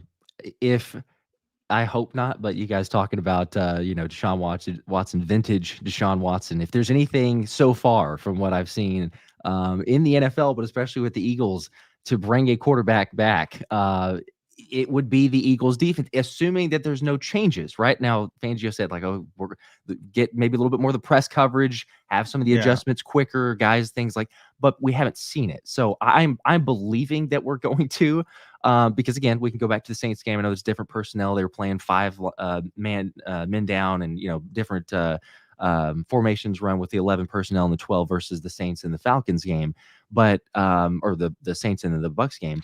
But there's still, when you look at this team, it's continued. You go back to last year, and I know it's a different coordinator. You got the guy to be the guy in Vic Fangio, and we saw it within one game, but otherwise it's like, that there's still some weaknesses. I remember a month or two ago, whenever I came on, John, you were asking, are we having that conversation about the linebackers? How do we feel middle of the field with Nakobe Dean coverage just in general? But it's kind of the same old thing at this point. We look at the coverage grades. We've seen it the number of times that it's just like expose you really quickly, quick passes. You're asking guys to make tackles in open space, which they have not done, certainly in the Bucks game. I want to write it off as being like, okay, the Bucks one's a little bit of an outlier because it was so atrocious, and the other ones you can kind of make do of going, it's not the best. Again, you take the Saints one out because that was phenomenal. But I don't know. I'm still very much concerned, especially when it comes to that quick pass coverage game, because even if the limited pass rush pressures and things like that the D-line is getting, if Baker Mayfield was getting the ball out 1.95 seconds, I don't care who the quarterback is. If they're throwing it out that quickly, it won't matter. And I don't care who your edge rusher is. If he's getting it out 1.9 seconds, you're not going to make get a Bryce Hupp excuse for my 17 sacks there. But exactly. Yeah, I'm glad you brought that up, Josh, because I asked Vic about that in the Tampa Bay game, because, Baker has a history of holding on to the football. I know Jalen Carter coming into that game was excited about that. He was like, we should get an opportunity to get home. And it turned out to be the exact opposite. But when you get into the game and it's evident that it's all quick throw, I asked Vic, at what point do you start to try to make that adjustment? And because he brought up himself, the coverage was too soft. And he said pretty quickly. And I'm like, I didn't know what to make of it, because if he's doing it pretty quickly, and Vic's a very honest guy, that means people aren't listening. And where do you take that? Like, the players aren't listening to Vic already? That's not a good sign. I didn't know what to do with that. I'm kind of right there with you, because whenever he said that, we're speculating, Thomas and I during our live shows, same question of like, okay, so does this legit mean we have already players that are not listening to him here? Like, because again, to your point, it doesn't completely make sense there. We remember that from Miami, he's got guys that hate his guts, still hate his guts from him leaving and, being at odds. And I don't know if that's scheme wise necessarily, calling them out. As you said, he's brutally honest.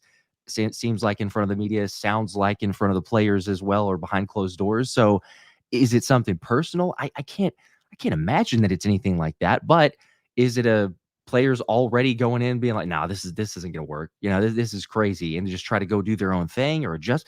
I don't know, but it is, a very minor alarming part to it. We have a long season to go. Hopefully the adjustments come, but yeah, there's been some instances where, listen to the press conferences, you hear Fangio being, "Oh, I got to be better," and just kind of the same old song and dance from everybody else. But it's different whenever he does make the admittance there of like, yeah, that they usually pretty quickly with those adjustments. So I don't know. I'm hoping to just write that one off. I'm really hoping that we never see that again. But it was so just glaring. It was like I know it was very hot and, guys like throwing up and the dehydration in there, and Tampa is difficult to play with that. But, we've seen teams go in there before and be okay. Not that it's easy, but be okay with that element. And so I can't just chalk it up and be like, well, guys were sick and, just slow to react and everything else there. But ultimately, I mean, it's a little bit alarming if you've got a coach that's trying to make adjustments and for some reason it's way too slow. We all saw it, but it can't be a constant issue. I tell you what, I'm noticing a trend here with Vic Fangio. We had Thomas on obviously earlier in the show, and he brought up Kevin Byard and Johnson. He's ranked third in the league right now, and he stunk last year, not under Fangio, but it was a Fangio style of defense. You remember the Miami players last year? A lot of those good guys were complaining like crazy about Vic Fangio. Bryce Huff apparently forgot how to get after the quarterback here in Philadelphia. C.J. Gardner-Johnson hasn't been good. Is this scheme just not conducive to creating or for defensive talent to be able to make plays? I mean, it's all over the field that none of our defensive players are making plays. How much of a problem is this Fangio scheme, and why are the Eagles so committed to it? I mean, it's some of both, Zander. It's a fair point. But at the same time, you can make the argument that it's not like nobody's played well in a Fangio scheme. Like Christian Wilkins doesn't get paid without Fangio. Whatever Fangio did, I mean, kudos to him. Christian Wilkins is a good player. Andrew Van Ginkel, man. Exactly. Yes. Yeah. And he's parlaying that into Minnesota. Good for him. Who doesn't love a Brian Flores defense when you see all the change and havoc that they're creating on that side? So sure, like I'm always the eternal optimist. So whenever it's okay, Vic Fangio, yes, and I still believe it will be. It is still is right now, but it'll be better than last year. But that's still not necessarily good enough in my mind or anyone's mind. You want it to be much better, drastically better, and take advantage and capitalize on this talent. It remains to be seen, but a lot of people, understandably so, and myself included, I would prefer to dictate terms a little bit more so on defense, but this is a bend but don't break. And you know what? It's fine of the sense of, I get where the front office is, at least my interpretation of the front office and their decision making. Invest a lot of money in the offense. This team was built to get the lead early and have the pass rushers pin their ears back, bend but don't break, get a couple turnovers, offense pressing on the other side, the opposing offense pressing, and you go win the ball game. Like, this is not a team that is built to say, oh, well, we're down 21-0 in the second quarter. Let's try to come back from it. Now, it's possible, but I think that everyone, even regardless of how the momentum was going in the Tampa game, if you do that in any team, this is just not the squad for it, because it makes things a whole lot more difficult. And as we've seen with the group, it's not only Bryce Huff, but yes, Agent Zero is Agent Zero for all the wrong reasons. And it's like he looks like he's thinking on the field. He's not reacting. He's not playing instinctually. Yes, you could make the argument for sure that I think Brian Baldinger did the great breakdown that started going everywhere as far as, are the Eagles using him correctly, 4-down stance, versus how they're asking him to play and the changes there. But we already knew it was going to be a change. It was a risk, however, magnitude you make on that risk, but a risk to say, all right, you're the guy. You're going to be the guy to come in here and try to play on run stopping and pass rush and learn that stance. But a little bit concerning back whenever preseason's going on and Vic's like, he's learning. He's getting there. Not there yet, but he's learning. So, okay, cool. You paid a guy $17 million. Hopefully we get there. But now we're into week 6. And I feel like not just with Bryce Huff, but several different guys were like, hopefully we can get there. And it feels like we should not have been at this point in week 6 of the NFL season. But I don't know. There's some concerning elements in a couple different places. So who do you blame for Bryce Huff? Who do you blame for Agent Zero? We didn't know he was foreshadowing with his number choice, but he was foreshadowing with his number choice. Because you mentioned Baldy, I'm kind of in that camp because I know a lot of the Jets writers and Rich Cimini went public and said, basically the Jets should have kept him and they made a mistake. All the Jets writers, Josh, think he can play because they saw it. And he comes here and he can't play. Mm-hmm. Is it the player? Is it the scheme? Is it and it's always a bunch of everything, but if you had to pick one that you would say is more the problem, because I mean, this guy, a lot of people said he had 1 year. No, he had 2 years from a perspective of a pressure percentage being near the top of the league. Mm-hmm. And a small sample, he was a situational player. But if that's all he can do, let him do it. Stop trying to pound the square peg in the round hole. Mm-hmm. I agree with you, John. You're right. It is. First and foremost, they're not using him in the right way. That they're being stubborn. Whether it's, I assume it probably is. It's Fangio. Like, no, he's gonna get this. Like, we're gonna make him learn it. But they're using him in the incorrect way. Now, you pay $17 million and you make the risk. You let Hassan Reddick walk, which that's a whole nother scenario. I believe what his agency fired Yeah, him. they said that the agent essentially fired him. That's not a good sign. The yeah, last time I remember that is Johnny Manziel. And that was because of many other issues. I was going to say the similarities between Hassan Reddick and Johnny Manziel don't seem to connect near as much. But that's how bad it's nonetheless. That's that's a terrible situation. But getting back to Bryce Huff, like that was the hope. That's you're going to let Hassan Reddick go, and Bryce Huff will be the guy. But unfortunately, it's like, look, hey, you know what? He may be a situational pass rusher. He may be or have the talent and ability to be one of the top situational pass rushers. Can he be an every down type of guy? I don't know. Doesn't look like it. But you also might be asking him to do all the different wrong things in a system that he is not familiar with. And I think that a lot of people would attribute to or attest to this. But it's like there's obviously a lot that goes into the physical part of the game, but there's a ton that goes into the mental, the preparation, the psychological. Sports psychology is blowing up for a definite reason. And when a guy is struggling, when a guy's lacking confidence, and when a guy's also having to think a lot more than he used to of, hey, go get the quarterback, then yeah, there's going to be issues. And I think it's just compounding now to where you see him pressing and all the slipping on the field. It's like, I think for some reason, Bryce Huff's the only one that's still playing in Brazil out of all the pass rushers. And I feel bad for him. But you're like, he can't get any traction anywhere else, no pun intended. But like you would love to see just, one game, like go in here against Cleveland. I don't know that it'll happen, but go in here with Cleveland coming in. The way the year's going for him, you know what? I joke. The way the year's going for him, Conklin and Wills will be back. And I think people don't realize how good those two players are. And, I think I might be predicting a Bryce Huff sack this weekend. Oh, let's go. Even if they're back, because and it's more about Deshaun Watson probably than it is about Bryce. Deshaun Watson has been scrambling in that pocket like crazy, running all over. He holds on to the football, 26 sacks in 5 games, Josh. I mean, he's averaging over 5 sacks a game. And if you watch him, it's not all because the offensive line got torched. Some of them are, but not all of them. I'm wondering if Bryce Huff gets home because of that this weekend. I might be taking the over on our weekly half a sack. Oh, boy.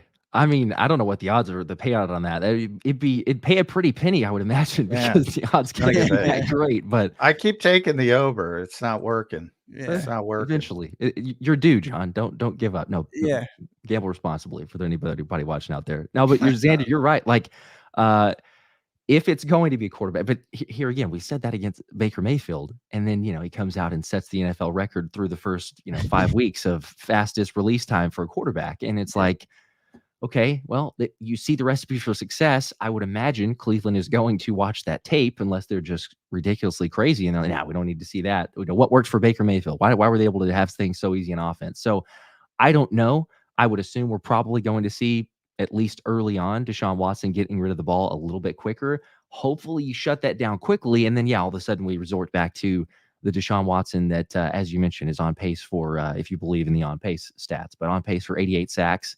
Blowing past David Carr's 76 sacks in 2002, and then also I think the negative yards lost or the yards lost number, which was by Randall Cunningham. So like 489. He's going to blow past that. That but was you're bringing up some deep wounds for old school Eagles fans. You know, Deshaun Watson holds on to the football 2.95 seconds. That's 1, 2, 3, 4, 5, 6, 7th in the NFL, 7th slowest in the NFL. So there are slower people, and one of them is Jalen Hurts. Now, the slowest quarterback in the NFL is Brock Purdy. The second slowest quarterback in the NFL to get rid of the football is 5-0 Sam Darnold.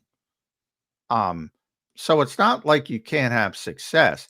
But if you look at Brock Purdy and Sam Darnold, they play in the same offensive scheme. The Shanahan offense, play action, traditional play action, long developing routes, max protection. They want him to hold on to the football, to hit receivers. In the case of Brock, the Deebo Samuels, Brandon Ayuk, more down the field. In the case of Darnold, obviously Justin Jefferson, Jordan Addison. That's what that offense is designed to do, both those offenses. Jalen Hurts is the third slowest quarterback in the NFL, 3.1 seconds. Darnold's at 3.14. Purdy's at 3.17. The Eagles' offense is not designed like those offenses. How concerned are you with the quickness of Jalen Hurts' decision-making?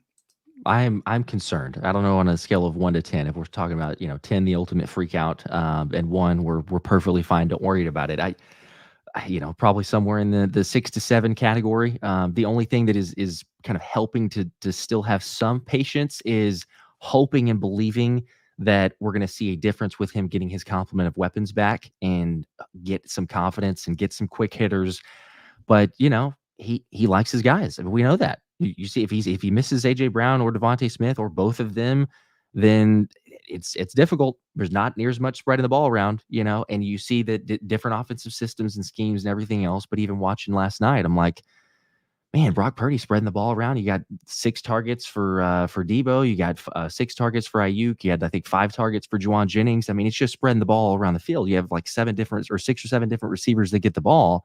Yeah. And a lot of times, kudos. Hey, AJ Brown is one of the best for reasons. Devontae Smith, same thing. Dallas Goedert gets forgotten whenever both those guys are on the field and healthy. Usually, DG can be good. We know he can because he's led the NFL this year. We give him some long distance touchdowns or I guess the catch and run against the Saints. But still, he can be there if they get him involved. But I think that too many times it's a stare down, because at the end of the day, whether we're talking about this offense or previously, Jalen has been trained. That's kind of the player that he is, but also trained and coached of taking these deep shots with AJ Brown, taking these deep shots or these big hitters with Devontae Smith. And you're not able to get as quick of hey, make one read. Nope, off that guy, go to the second one, make a quick throw, and don't just sit around and try to buy time for hero ball or for taking too long. So yeah, it's a little bit concerning. I will still hold to the fact that I've gotten a lot of comments, and we've had this argument as well. Like, is Jalen regressing? Is that a legit thing? To what point do we admit that? And all this. I understand people that are already taking that approach. For me, and again, this is probably my eternal optimism here that's shining through, but I got to give Jalen like a couple more games before I'm saying an ultimate regression. Is he trending downward? Sure. So I guess it could matter semantics of what are we determining as regression, but I still want to see Kellen Moore's system giving him all the complement of weapons, and Jalen Hurts, can you distribute the ball there, even if it's just confidence with those guys? Because we could still make the case that maybe Jalen doesn't make the guys around him better compared to other quarterbacks around the league, right? And that's okay. We've said Jalen doesn't have to be elite for this team to win a Super Bowl. He doesn't. He just needs to be good, and he needs to not turn the ball over, because you have plenty of weapons. But as we opened up here on this segment, that remains to be seen. Can he not turn the ball over? All right, Josh, what's the game plan then coming into this game for Jalen Hurts and the offense to get back on track? Obviously, you got your guys back out there, your weapons back out there. How do they approach this game? What's the first couple of plays Kellen Moore is going to run The Eagles haven't put a point on the board in the first quarter, Josh. Not even a field goal. Well, now we don't take field goals, so you can't really factor that in. But take the points, Nick. What's the game plan It's- then for this team to get back on track? I think it's oddly in Jake Elliott's contract somewhere. We need to do some investigating. He just doesn't kick a field goal till the fourth quarter. If and when they need him to kick a field goal, it'll be in the fourth quarter, but that's it. But definitely not in the first quarter. That's right. It's got to be run the ball. I think it's Krolix here saying I'm running the ball. Yeah, it's run the football. You get into the whole thing, and not that we want every single comment from like fans and everybody else Run the run the ball, but come on, right? There's a reason you have Saquon Barkley, even with the weapons coming back on the outside. Run the football. Make sure to establish that. It would be nice to get some play action. I know we're not at the same sorts as John, you mentioned with the Sam Darnold and Brock Purdy offenses and capitalizing on the play action, but a little bit, could we maybe get a few more times under center? It felt like we got some in week one. They kind of went back away from that, maybe understandably without AJ Brown, Devontae Smith and getting a basic offense, but still run the football, a little bit of play action. Don't ask Jalen to do much. And also Jalen, don't ask yourself to do too much. Like, boy, man, it's just stop turning the ball over. If we have to punt a few times, as crazy as it sounds, I'm going to be actually okay with that. You know what? Good. We punt the football. There's not a turnover. There's a punt. If we kick a field goal, that'd be beautiful. Everyone would take that, but get some points in the first quarter. Make this thing easy. The Browns are going to give you opportunities with Deshaun Watson. He will give you opportunities to get extra possessions in this game. Don't return the favor and make this thing where, oh, well, Deshaun Watson turned the ball over twice, but so did Jalen, or Jalen turned it over 3 times. Just take care of the football and run now, it. you self-described yourself, Josh Davis, by the way, at the PHI special. So make sure you follow Josh on the X platform. Watch the show on YouTube. Does a tremendous job. Now, you described yourself as eternally optimistic. So my antenna just raised there when you're saying to the $255 million quarterback, Josh Davis, just don't do anything. I don't like that. That is not optimistic. I gotta say, come on, Jalen, you got to do your job, and you got to pick people up, and you got to elevate people, and you got to do all that stuff. That's optimistic to me. I can't look at the $250 million quarterback and say, hey, don't screw it up. Boy, that's not where the Philadelphia Eagles wanted to be. No, it's not. And you're right. I mean, there's maybe some realism creeping in there as well. It's what have we seen lately? And, and I'm trying to be like, I'm eternally optimistic for this team as a whole, but individually there's players that are doing things that, again, you go back to Bryce Huff. Is he going to be using the right way? Will he be able to get some pressures and do something? I don't know. Is C.J. Gardner-Johnson going to be able to cover a little bit better? Hopefully. Can we get some tackles from Nakobe Dean without 5 missed tackles in a game? Hopefully. It just feels like a lot of hopefully statements from me, but I believe that they can change. I believe that they can turn things around. And yes, your quarterback that you're paying that much money for should be able to limit the turnovers. It's ridiculous. Like there's so many times where you're watching these games and I'm like, okay, yeah, that's good. It's a better start. We haven't had a turnover yet. And then sure as the world, it's a good drive. You're moving into the red zone. Jalen Hurts with 25%, or I guess as before last week, but 25% of red zone turnovers for all quarterbacks in the league. It's like, come on, man. I mean, that doesn't get it done. I don't care what your team is. You don't turn the ball over in the red zone and doing it that many times. So yeah, that's why I say I'm asking him to not turn the ball over, to be safer with it, even if it means a check down or throw the ball out of bounds. Don't fight, or just fight or live to fight another day. You don't need to do too much with this offense. You're going to have enough possessions, and don't put the defense in a bind either. Get up early, help them, help Bryce Huff get a sack, help Zander's bet pay off. So there you go. Good stuff, Josh. Josh, got to give me the prediction, man. Coming into this game, Thomas gave us a good one. He is the Birds winning by double digits. Okay. Well, here's my eternal optimism for you, because I have the same thing. I have double digits. I am hopeful, and I believe this is possible. It might be a little bit less realistic from what we've seen, but I'm going to say Eagles 31 and Cleveland 20. So I'm believing that this offense can get clicking. They get up early. get some turnovers, capitalize on that, and bend but don't break defense. We'll allow maybe a couple scores that we don't want to, but I like that score. So fine. you got them getting back into the 30s with their weapons out there, and the defense holding them to 20 with that putrid offense that Deshaun Watson's running. Good stuff, Josh. Appreciate it, man. Appreciate you being here today. Good takes on everything. Appreciate you joining the show. Make sure everybody goes and follows him on Twitter at the PHI Special, and follow him on YouTube as well. He has a great show on YouTube. By the way, you just gave away the big Isaiah Rodgers white helmet, right? Yes, yep, I did. Gave it away to shout out to Will in Jacksonville, but he won the Isaiah Rodgers helmet, and I guess it's like we're a random deal for 75,000 subscribers to choose. That was an oddity there, but someone that was in the same state of Florida, and I guess on that note, thoughts and prayers for those in Florida, because I know big time with the Hurricanes. So, but good for him. It felt You good gotta to get give that those away. SpongeBob SquarePants cleats from Isaiah next. If he's willing to get, I'm like, hey man, whatever you want me to give away next, so we'll be more than happy. So, but yeah, it was a good time. Yeah, I saw you said you were upset a little bit to part with it. That was a cool helmet. I've noticed it in the backdrop as well. So. It was. I had to replace it, so now I've got a Saquon Barkley signed helmet, which eventually I'll give that one away too. But we had to get something back because it was bare. I had all the helmets. So yeah, good stuff. Well, go subscribe so maybe you have a chance to win the next giveaway that he does. Good stuff, Josh. Thanks for joining today, man. We appreciate it. We'll talk to you again soon. All right, brother. Awesome. Appreciate it, guys. Thanks, Josh. Good stuff from Josh Davis there on Birds 365. Two good guests today from Thomas and Josh. Thought they brought good. And he's a dog lover. I heard the dog. Josh is still there. What's the dog's name? I love dogs. Oh, he's gone. He dropped. The dog. He muted himself out because he heard the dog coming. We got dogs in this house, John. I know you lost your dog this year, which was a tough one for you. So, big dog lovers. Good stuff, John. We're gonna have to give our predictions.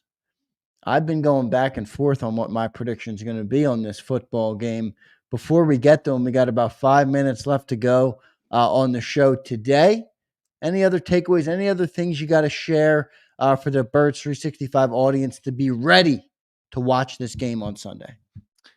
Yeah, before I get to the game, I just want to mention, because Andrew Brandt chimed in, my buddy, who nobody knows more in the media about negotiating contracts in the NFL than Andrew. He did it himself for many years, worked for the Eagles for a short time as well, but long time with the Packers. Talking about Hassan Reddick, and here's what he said: no agent would tell a player to forfeit $800,000 a week in a sport with short careers and no guaranteed contracts. There are a few now, but like Deshaun Watson, but very few guaranteed contracts. Likely that CAA had told him to report. He said no, and they said, we can't help you anymore. So that's his sort of standpoint of where Hassan Reddick is. And I don't think anybody understands the strategy behind this. And it certainly wasn't coming from his agents, because they're not giving that advice. And that's why they moved on, and which is very rare. But as far as the game, today might be the biggest indicator of the week. And unfortunately, we got to make these predictions. I want to see the injury report first, see who's playing for Cleveland. Well, I'll give one today, and then I'll give you the right to change it on the pregame show. Yeah. So if Nick Chubb is playing, if Jack Conklin's playing, if Jedrick Wills is playing, who I think is going to play at least, Miles is going to play. David Njoku, they generally manage to get him ready for the game.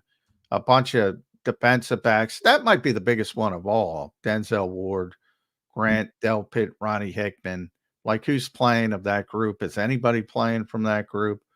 If it's all negative for Cleveland, I think the Eagles are going to win pretty easily. If a bunch of that is positive, I think it's going to be closer than people would like. And I think it's the old classic one-score game. I do think the Eagles are going to win. Right now, I'm going to say some of them are going to play, some of them aren't going to play. It's going to be a little bit tougher than expected. I'm going to go Eagles 26, Browns 21, some weird score like that. I like it. Good stuff. Philly Special checks in. Josh checks in. John, great dog names: Dunk and Donut. Nice. He's got two of them. One's Dunk Nice. and one's Donut. He I said, like Dunk Josh even more now. Yeah, If you Dunk like dogs, you're a good person in my book. That's good. That's good naming right there, though, on the dogs. That is Dunk, good and naming. he must be a Dunkin' Donuts guy, obviously. Chocolate Lab. All right. And then Donuts, and mini Dash. Gauchon. All right. Yeah. Got two dogs. Good stuff, Josh. And by the way, thanks for joining us, man. I think he's in the chat right now. So good stuff from Josh Davis and Thomas Mott today. Both were tremendous. For my prediction, John, I'm going 24-17 for the Eagles. I think the Eagles are going to get back on track. I think they're going to get a win. I'm not quite optimistic enough in the offense yet to get back up into the 30s. But I do feel good about them winning the football game. I have 24-17 for the Eagles winning this week. I think they will get back in the win column this week, but should be a good game. I think that Browns defense is a little bit scary. I don't think it's the easiest team. Jim Schwartz week, man. Yeah. Jim Schwartz. A lot of respect for Jim Schwartz in that building, by the way. Yeah, and if you think he's going to have a good game plan for Jalen Hurts, I do. I do. Usually you got a good game plan for everybody. He's not the problem. Let's put it that way. In Cleveland, he is not the problem. And they, like I said, they not only had the number one defense in the NFL last season, they had the number one defense since 2014, statistically. And a lot of that had to do with Myles Garrett, who's not completely healthy. Speaking of, bus guys, Nick Sirianni always likes to talk about bus guys. First guys off the bus, you try to intimidate the other team. Jordan Mailata, Mekhi Becton, guys who are just, so physically imposing. Those are examples of get off the bus guy first. Maybe the two most physically imposing players in the NFL are Myles Garrett and David Njoku. They are unbelievable physical specimens. And to hear Jordan Mailata and Lane Johnson talk about Myles Garrett is fun. That's one of those fun moments because they have so much respect for him, and vice versa. When they had joint practices, those guys would get together, talk about their games, try to help each other after practice. He's the best defensive player in football when he's right. Luckily for the Eagles, he's not completely healthy. But you always got to be wary of Myles Garrett. Good stuff, Johnny Mac. Great show today from everybody. Appreciate all the great support today and this week, as always, from JAKIB Nation. You guys showed out in a big way. Make sure you guys go check out the new merch store, by the way. I'm not fully done everything quite yet on it, but go to the website there at jakibsports.com and check out some of the merch up there. Hope you guys like it, and any feedback, just drop it in the chat. I know Philly 444 is looking for a new shirt, but I'm gonna put the kibosh on that one. 444. Appreciate you being here, though, brother. Johnny Mac, great week of shows this week. We'll catch you on the pregame show. You'll be right down there at Lincoln Financial Field, so we'll bring you on for 10, 12 minutes if we can from the stadium. And hopefully your prediction doesn't change because you have the Eagles winning, which is a good thing. But if all those dudes are playing, I'm still going to pick the Eagles to win, but it might be even closer. Right. It might be that scenario I was talking about, which I don't think would make people happy. The win by the skin of your teeth type of game, which I think the Eagles are going to win the game. Well, if they don't, boy, as a reporter, I almost wish it. That'd be a far more interesting story because the people will be upset. It'll feel like the bottom's falling out from this team if they lose this game, which I don't know. It might be possible, but good Lord, we better hope not, Eagles Nation. We better hope not. I think many fans think this team is worse than they are. I think they're bad. I think you're talking about one player now, the most important player on the field. So it's a big problem. Deshaun Watson and his play is a big, big problem. It's going to cost Kevin Stefanski his job. He's terrible. But I think people are expanding that to the team is terrible. And I don't think it is. Yeah, no, it's not. So good stuff. John, great week of shows this week. Everybody hit that like button on your way out. Appreciate you being here. John, great week of shows, man. Talk to you on the pregame show on Sunday. All right, brother? All right. Thanks for listening. All right. See everybody on 2:00 today, National Football Show, 2 to 6. And then pre and post game show on game day on Sunday. It's a 1 p.m. game for the Eagles on Sunday. So we'll catch you there on JAKIB Sports, and on Monday on Birds 365.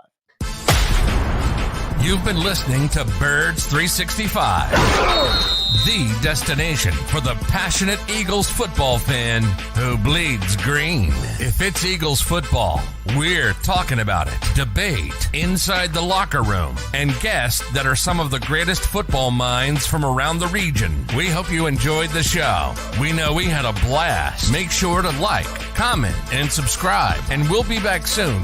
But in the meantime, hook up with us on social media at JAKIB Sports. See you next time on Birds 365.